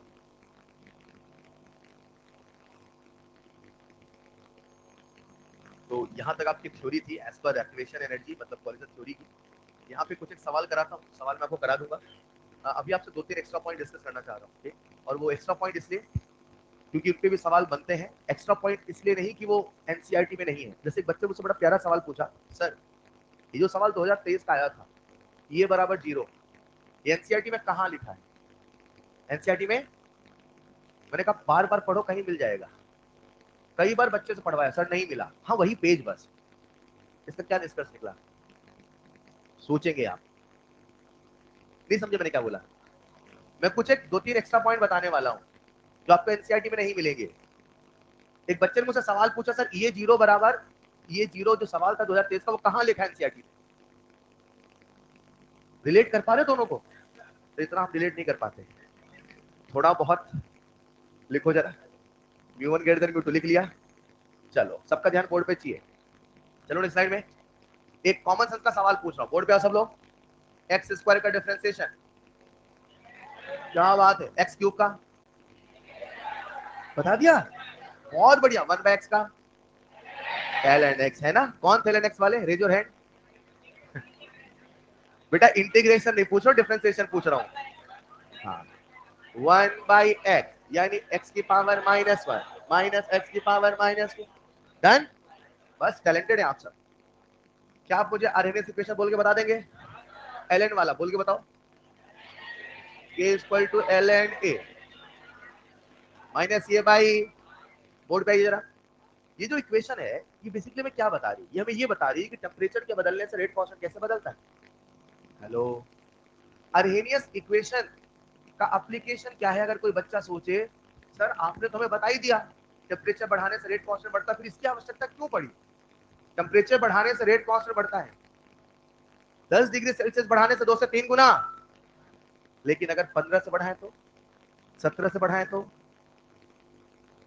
11:15 बढ़ाएं तो, नहीं समझ पाए। वो कैसे निकालेंगे? उसके लिए कौन सी इक्वेशन है? अर्हेनियस। तो कहीं ना कहीं अर्हेनियस इक्वेशन हमें ये बताती है कि टेम्परेचर के बदलने से रेट कांस्टेंट कैसे। अरे हाँ या ना? मैंने क्या किया, इस पूरी इक्वेशन को टेम्परेचर के रिस्पेक्ट में डिफरेंशिएट किया। किसके रिस्पेक्ट में? पूरी क्लास बोर्ड में आ जाओ। किसके रिस्पेक्ट में क्या किया? कर दो क्या? यहां मैं आपके सामने लिख दो dln k बाई dt, चलेगा? यहां लिख दो dln a बाई dt, चलेगा? टेम्परेचर के बदलने से क्या a बदलता है? नहीं बदल, एक बार एक्सेप्शन था ना। क्या टेम्परेचर के बदलने से a बदलता है? ये कांस्टेंट हुआ कि नहीं है? कांस्टेंट का डिफरेंशिएशन क्या चलेगा? इधर आओ जरा। माइनस ई ए, टेम्परेचर बदलता है? हाँ, एक बार बदला था थोड़ा सा हल्का सा। आर बदलता है तो क्या ई ए बाई आर कॉन्स्टेंट है? इसको बाहर निकाल लें। क्या 1/t को डिफरेंशिएट कर लोगे? 1/t यानी 1/x, यानी x की पावर -1। बोलो ना, t की पावर -1 -1 t -2। डन। लिख दूं सीधे? लिख दूं क्या? देखना बच्चे, 1/t यानी t की पावर -1, -1 बाहर आएगा, माइनस माइनस प्लस होगा। कर दो प्लस, चलेगा? कर दो प्लस, चलेगा? 1/t मतलब -1 t की पावर -2, t की पावर -2 1/t² कह दूं कि ना कहूं? तो प्यारे बच्चों, हाँ हाँ, इसका जो डिफरेंशिएशन आया वो क्या आया? E upon R T square. चलेगा? लिखिएगा next point, differential form of Arrhenius equation. Differential form of Arrhenius equation. अब घर जाके ऐसे खुद से differential form of Clausius Clapeyron लिखिएगा। इसे लिख लो बेटा, differential form of Arrhenius equation dln k by dt equal to e upon R T square. चलेगा? चलेगा बच्चे? कोई दिक्कत यहां तक? यहां तक आपका था कंप्लीट थ्योरी। अब यहाँ पे बहुत सारे सवाल बनते हैं, राइट? उसके पहले तो छोटे छोटे बातें पूछ रहा हूँ। 5+3 क्या बात है? 5-3, 5-3 घबरा क्यों रहे हो? बता दिया ना। आओ एक कंसेप्ट सीखते हैं। लिख लिया होगा सबने? क्या सबको आर वार याद है? हा? आगे चले बेटा। जब मैं समझा रहा था क्या सबका ध्यान बोर्ड पे था? अगर किसी का ध्यान नहीं था तो क्या करें? लिखिएगा। आप सबका ध्यान चाहिए बोर्ड पे। एक बार फिर से आइए जरा, पूछ लो एक सवाल जल्दी से। एलिमेंट्री समझते हैं, कॉम्प्लेक्स समझते हैं? आइए जरा बोर्ड पे सभी लोग, आ जाओ ना। मैंने आपके सामने लिखा ए से बना बी, क्या लिखा? चलेगा। मान लो एलिमेंट्री है, मान लो, क्या आप मुझे इसका रेट लॉ बता दोगे? अच्छा कुछ तो सोच रहे हैं, तिरछा क्यों लिख रहे हैं, बताता हूँ। ए से बना बी, ये मत सोचो जरा, अगर एलिमेंट्री है तो रेट लॉ बता दोगे। अच्छा, ए के जाने की रफ्तार, बी के डन। मान लो ए के जाने की रफ्तार है 5 मोल पर सेकंड, मान लो कितनी है बच्चे? 5 मोल, यानी 8 सेकंड में ए के कितने मोल गए, बी के कितने आए? डन। मैं कुछ लिखता हूं, आर ओ आर, लिख लोगे क्या? आर ओ आर ऐसे लिख लो, देखना, आर ओ डी ए, क्या लिखा? बराबर आर ओ बराबर के, मान लो इसका रेट कांस्टेंट के वन है, मान लो, तो रेट लॉ क्या लिखोगे? के वन इंटू ए की पावर वन। डन। एक मिनट, इसकी रफ्तार वैल्यू बोलो, 5 मोल पर सेकंड, आने की रफ्तार, इसकी वैल्यू मतलब इसकी वैल्यू 5 है, मान लो, इसकी वैल्यू कितनी है, मान लिया, के वन इंटू ए कितना है, चलेगा। अब सुना ध्यान से, मैंने एक रिएक्शन और लिख दिया, ए से बना सी, मान लो, इसमें तिरछा लिखा था, ठीक। अब मान लो इसका रेट कांस्टेंट के टू है, मान लो। अच्छा तो ए उधर जा रहा है, इधर जा रहा, अच्छा उधर गए 5, इधर गए 3, तो कुल कितने गए? कुल 8, कैसे बताया? जोड़ा क्या? जोड़ा कि नहीं जोड़ा? अच्छा उसको एक बार छोड़ दो, ऊपर वाले को, नीचे वाले को देखो, क्या इसका रेट लिख लोगे? लिख लोगे? कैसे लिखोगे? लिख रहा हूं मैं, सेकंड रिएक्शन का आर ओ डी ए बराबर बराबर इनटू ए। अरे रिएक्शन का रिएक्टेंट तो वही है, इसकी वैल्यू 5 मानो, इसकी वैल्यू 3 मानो। डन। आ जाओ, मुझे बताओ, ए के जाने की रफ्तार बता दोगे? 5 की 3, 5 8, यानी अगर कोई आपसे कहे नेट, क्या बोला मैंने? आर ओ डी ए, मतलब नेट रेट ऑफ डिसअपरेंस ऑफ 5 है कि 3 है? 8 कैसे बताया? तो के वन ए प्लस के टू ए, यही किया। क्या ए को कॉमन ले लूं? क्या के वन प्लस के टू लिख दूं? यहां लिख दो, ए चलेगा? नहीं चलेगा। सुनना ध्यान से, ए के जाने की रफ्तार, कुल कुल कुल कुल कुल कितने मोल एक सेकंड में गए? 8 8। सर अभी तो 5 बोल रहे थे बेटा, 3 इधर भी तो गए, कुल कितने गए? कहां गए? कितने मोल गए? कितने मोल बन के आए? 8 में 5 आए, 8 में, एक बच्चे का 8 नंबर का पेपर हुआ, 5 नंबर आया, कितना परसेंट आया? 8/5। एक बच्चे का 8 नंबर का पेपर हुआ, उसके मार्क्स ऑब्टेन्ड हुए 5, 5/8 इंटू 100 करोगे ना बेटा, परसेंट आपका 100 से ज्यादा आता था क्या? सर हमारी स्कूल में सर 200-300 चलता था। आइए जरा, फिलहाल अगर मैं आपसे कहूं परसेंट बी, क्या पूछूं? एक बार बताओ, जो बी का परसेंट है 5/8 कि 8/5? इनमें 5 कौन है, पहचानो। ये 5 और ये, अरे ये मान लो 5 है, ये मान लो, ये मान लो, आसान। मैं बस इतना कहना चाह रहा हूँ, टॉपिक का नाम कठिन लिखवाऊंगा ना, लेकिन है तो कंसेप्ट आसान ना, तो सोचने का तरीका रखो, चलेगा। अगर कोई बी का परसेंट पूछे, बता दोगे? कैसे बताओगे बोलो? 5 मतलब के वन ए अपॉन 8, के वन ए प्लस के टू ए, क्या ए से ए कैंसिल कर दूं? अच्छा परसेंट के लिए क्या 100 से मल्टीप्लाई करना पड़ेगा? ये आ गया मेरे पास इंटू 100, चलेगा। क्या आप मुझे परसेंट सी बता दोगे? समझदार हो तो समझना, बी का परसेंट पूछा, के वन अपॉन टोटल, के टू अपॉन टोटल, नहीं चलेगा? चलेगा। बोलो कैसे लिख दो, बोलो जरा।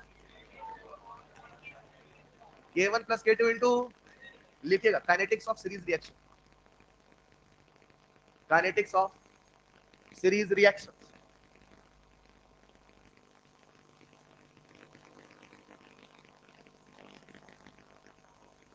Kinetics of series reaction.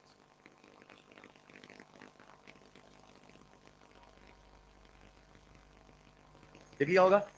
लिखिए नेक्स्ट पॉइंट, काइनेटिक्स ऑफ, इसको लिखो भाई जल्दी से। अच्छा इसका एप्लीकेशन आपको देखने को मिल सकता है,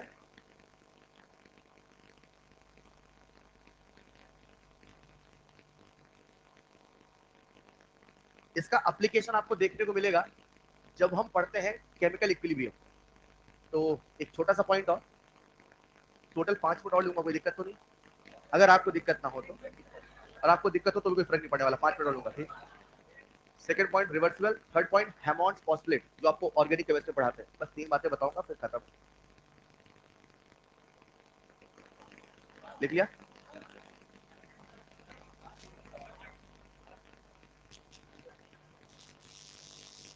न्यूमेरिकल प्रैक्टिस अगर मुझे क्लास और मिली तो वहां कराऊंगा, अदरवाइज मैं सवाल लिख के आपको टेलीग्राम सेंड करूंगा उसका सोल्यूशन के साथ।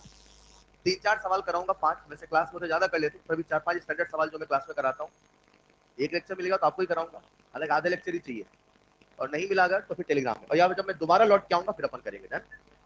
चलेगा? K2 upon K1 plus K2 into 100।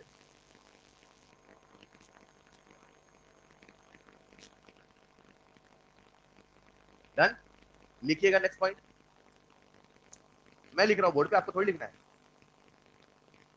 Kinetics of reversible reaction. अच्छा, अभी आपने मुझे 5 प्लस 3 बताया था, अब बताओ 5 माइनस 3। बस सब आसान है जीवन। Kinetics of reversible reaction.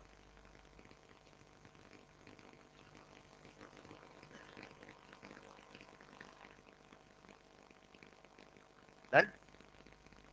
Kinetics of reversible reaction, सब लोग बोर्ड पे आ जाइए। आगे चलो, चलो इमेजिन करते प्यारे बच्चे, मेरे पास एक रिएक्शन है, ए से बना बी, मान लो इसका रेट कांस्टेंट केवल, मान लो। अच्छा, इसको बोलते हैं फॉरवर्ड, इसको बोलते हैं शानदार। मान लो आगे जाने की रफ्तार है 5 मोल पर सेकंड, मान लो। What is the rate of forward direction? 5 mole per second. अच्छा, स्टोइचियोमेट्री, स्टोइचियोमेट्री, जाने की रफ्तार 5, आने की रफ्तार, रेट ऑफ रिएक्शन। चलेगा?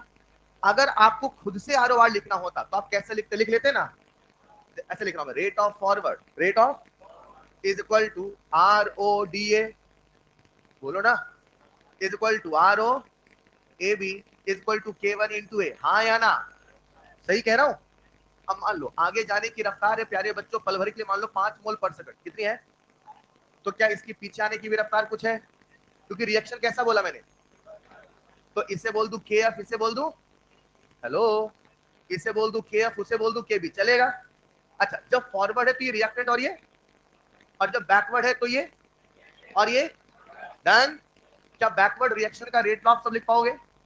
लिख रहा हूं मैं आर बी, क्या बोला, यानी रेट ऑफ द, लिख के बता दोगे? बैकवर्ड उधर से, हाँ या ना?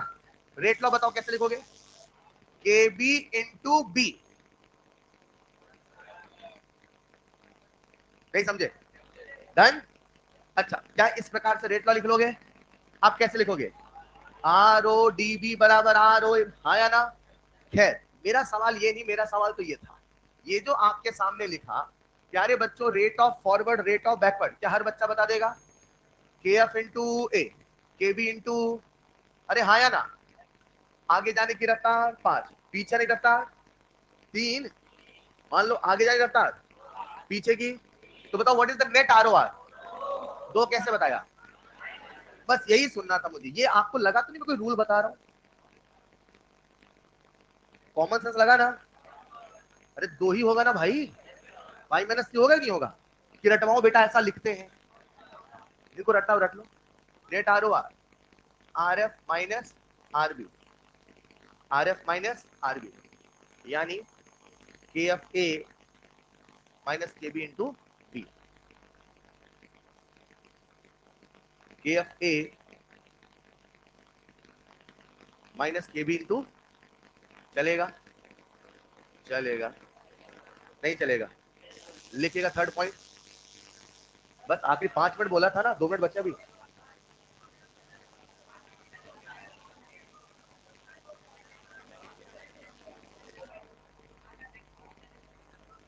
लिख लिया होगा बच्चों?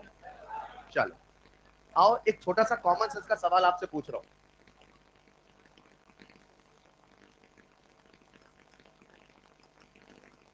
एक कॉमन सेंस का सवाल पूछ रहा हूं, आ जाओ सब लोग,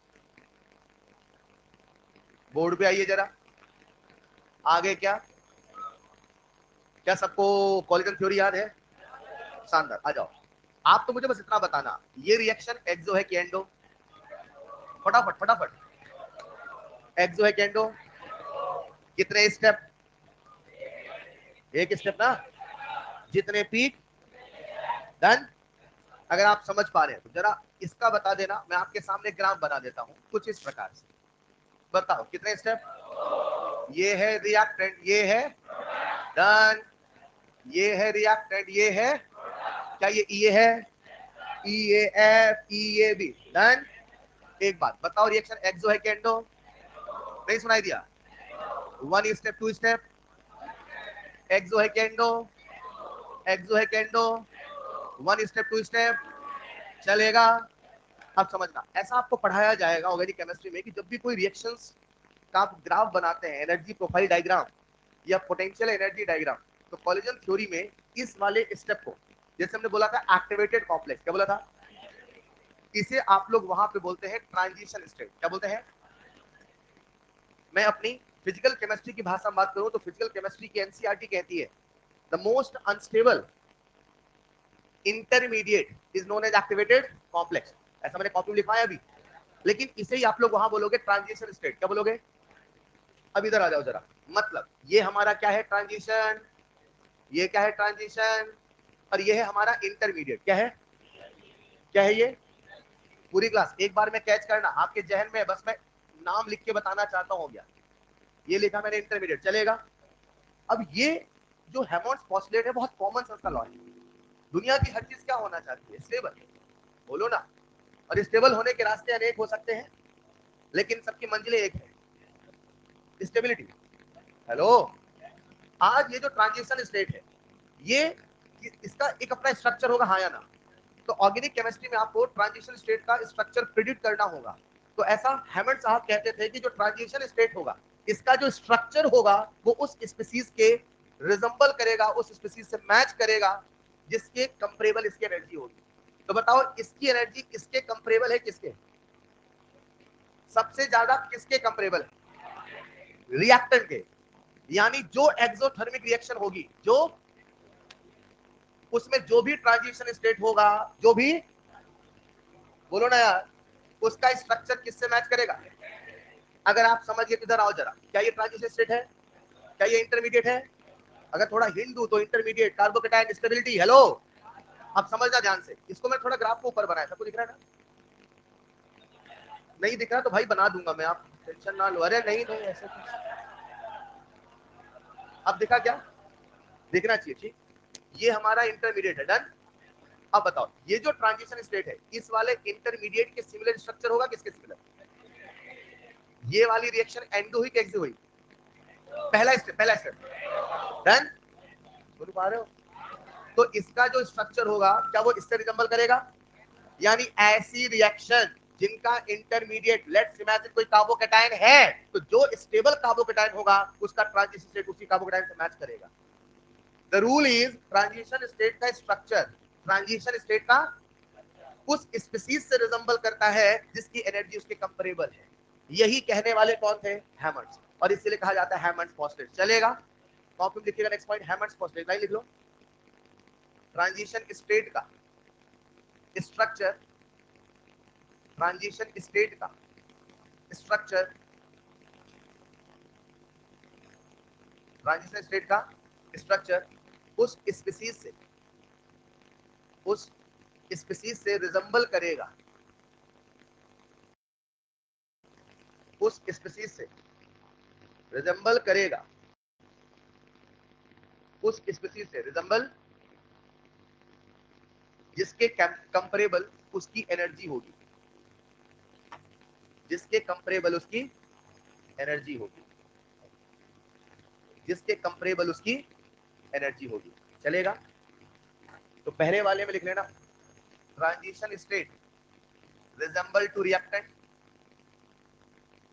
transition state resemble to reactant. ये सवाल आया हुआ है, याद रखिएगा। फिलहाल एक खुशखबरी है, सुनना चाहेंगे?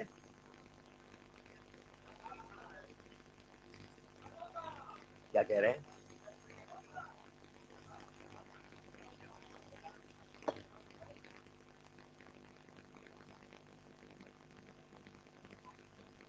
क्या कह रहे हैं?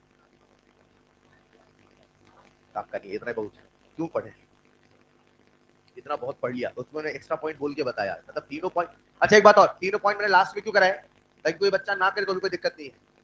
अपने काइनेटिक्स का उससे कोई मतलब, मैंने वो जो आपको दो रिएक्शंस के लिए बताया वो बस वो टेस्ट सीरीज के पेपर देते, इसलिए नीट में आने की संभावना ना के बराबर है। पर आ जाए तो फिर आप कहना नहीं सर आपने पढ़ाया नहीं, चलेगा। नेक्स्ट पॉइंट इसे लिख लेना, इसे लिख दो TS1 TS2। TS1 स्ट्रक्चर नहीं लिखोगे ऐसा, मत लिखो।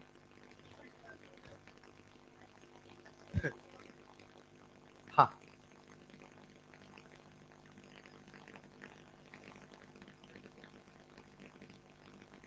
तो यहाँ पे आपका एज पर थ्योरी काइनेटिक्स खत्म होती है, न्यूमेरिकल प्रैक्टिस रिमेनिंग है। बहुत जल्द मैं हो सकता है, टेलीग्राम में जुड़े हैं ना आप लोग, जो भी उसमें प्रैक्टिस सेशन रखूं रात में वो अनअकैडमी प्लस ऐप पे, तो देख लेना, ठीक है। और अगर क्लास मिले तो मैं क्लास में भी सवाल करा दूंगा। आज के लिए इतना ही, मिलते हैं इस क्लास में। Thank you so much. पढ़ते रहिए और रिवाइज करते रहिए, जब मिले तो आपको सारे चैप्टर याद होने चाहिए, चलेगा। सारे चैप्टर के सवाल पूछे जाएंगे, उसके बाद अगला चैप्टर स्टार्ट होगा। बंद कर दो इसे, बंद कर दो। तो आप पढ़ रहे थे केमिकल काइनेटिक्स, यही खुशखबरी बेटा। इसमें आपको मजा नहीं आता ऐसा? कुछ करे सर, न जाने कितने साल ऐसे देख लिए, जब ये खत्म होता है वो शुरू होता है। अब इन बातों में हमें खुशियां नहीं मिलती हैं।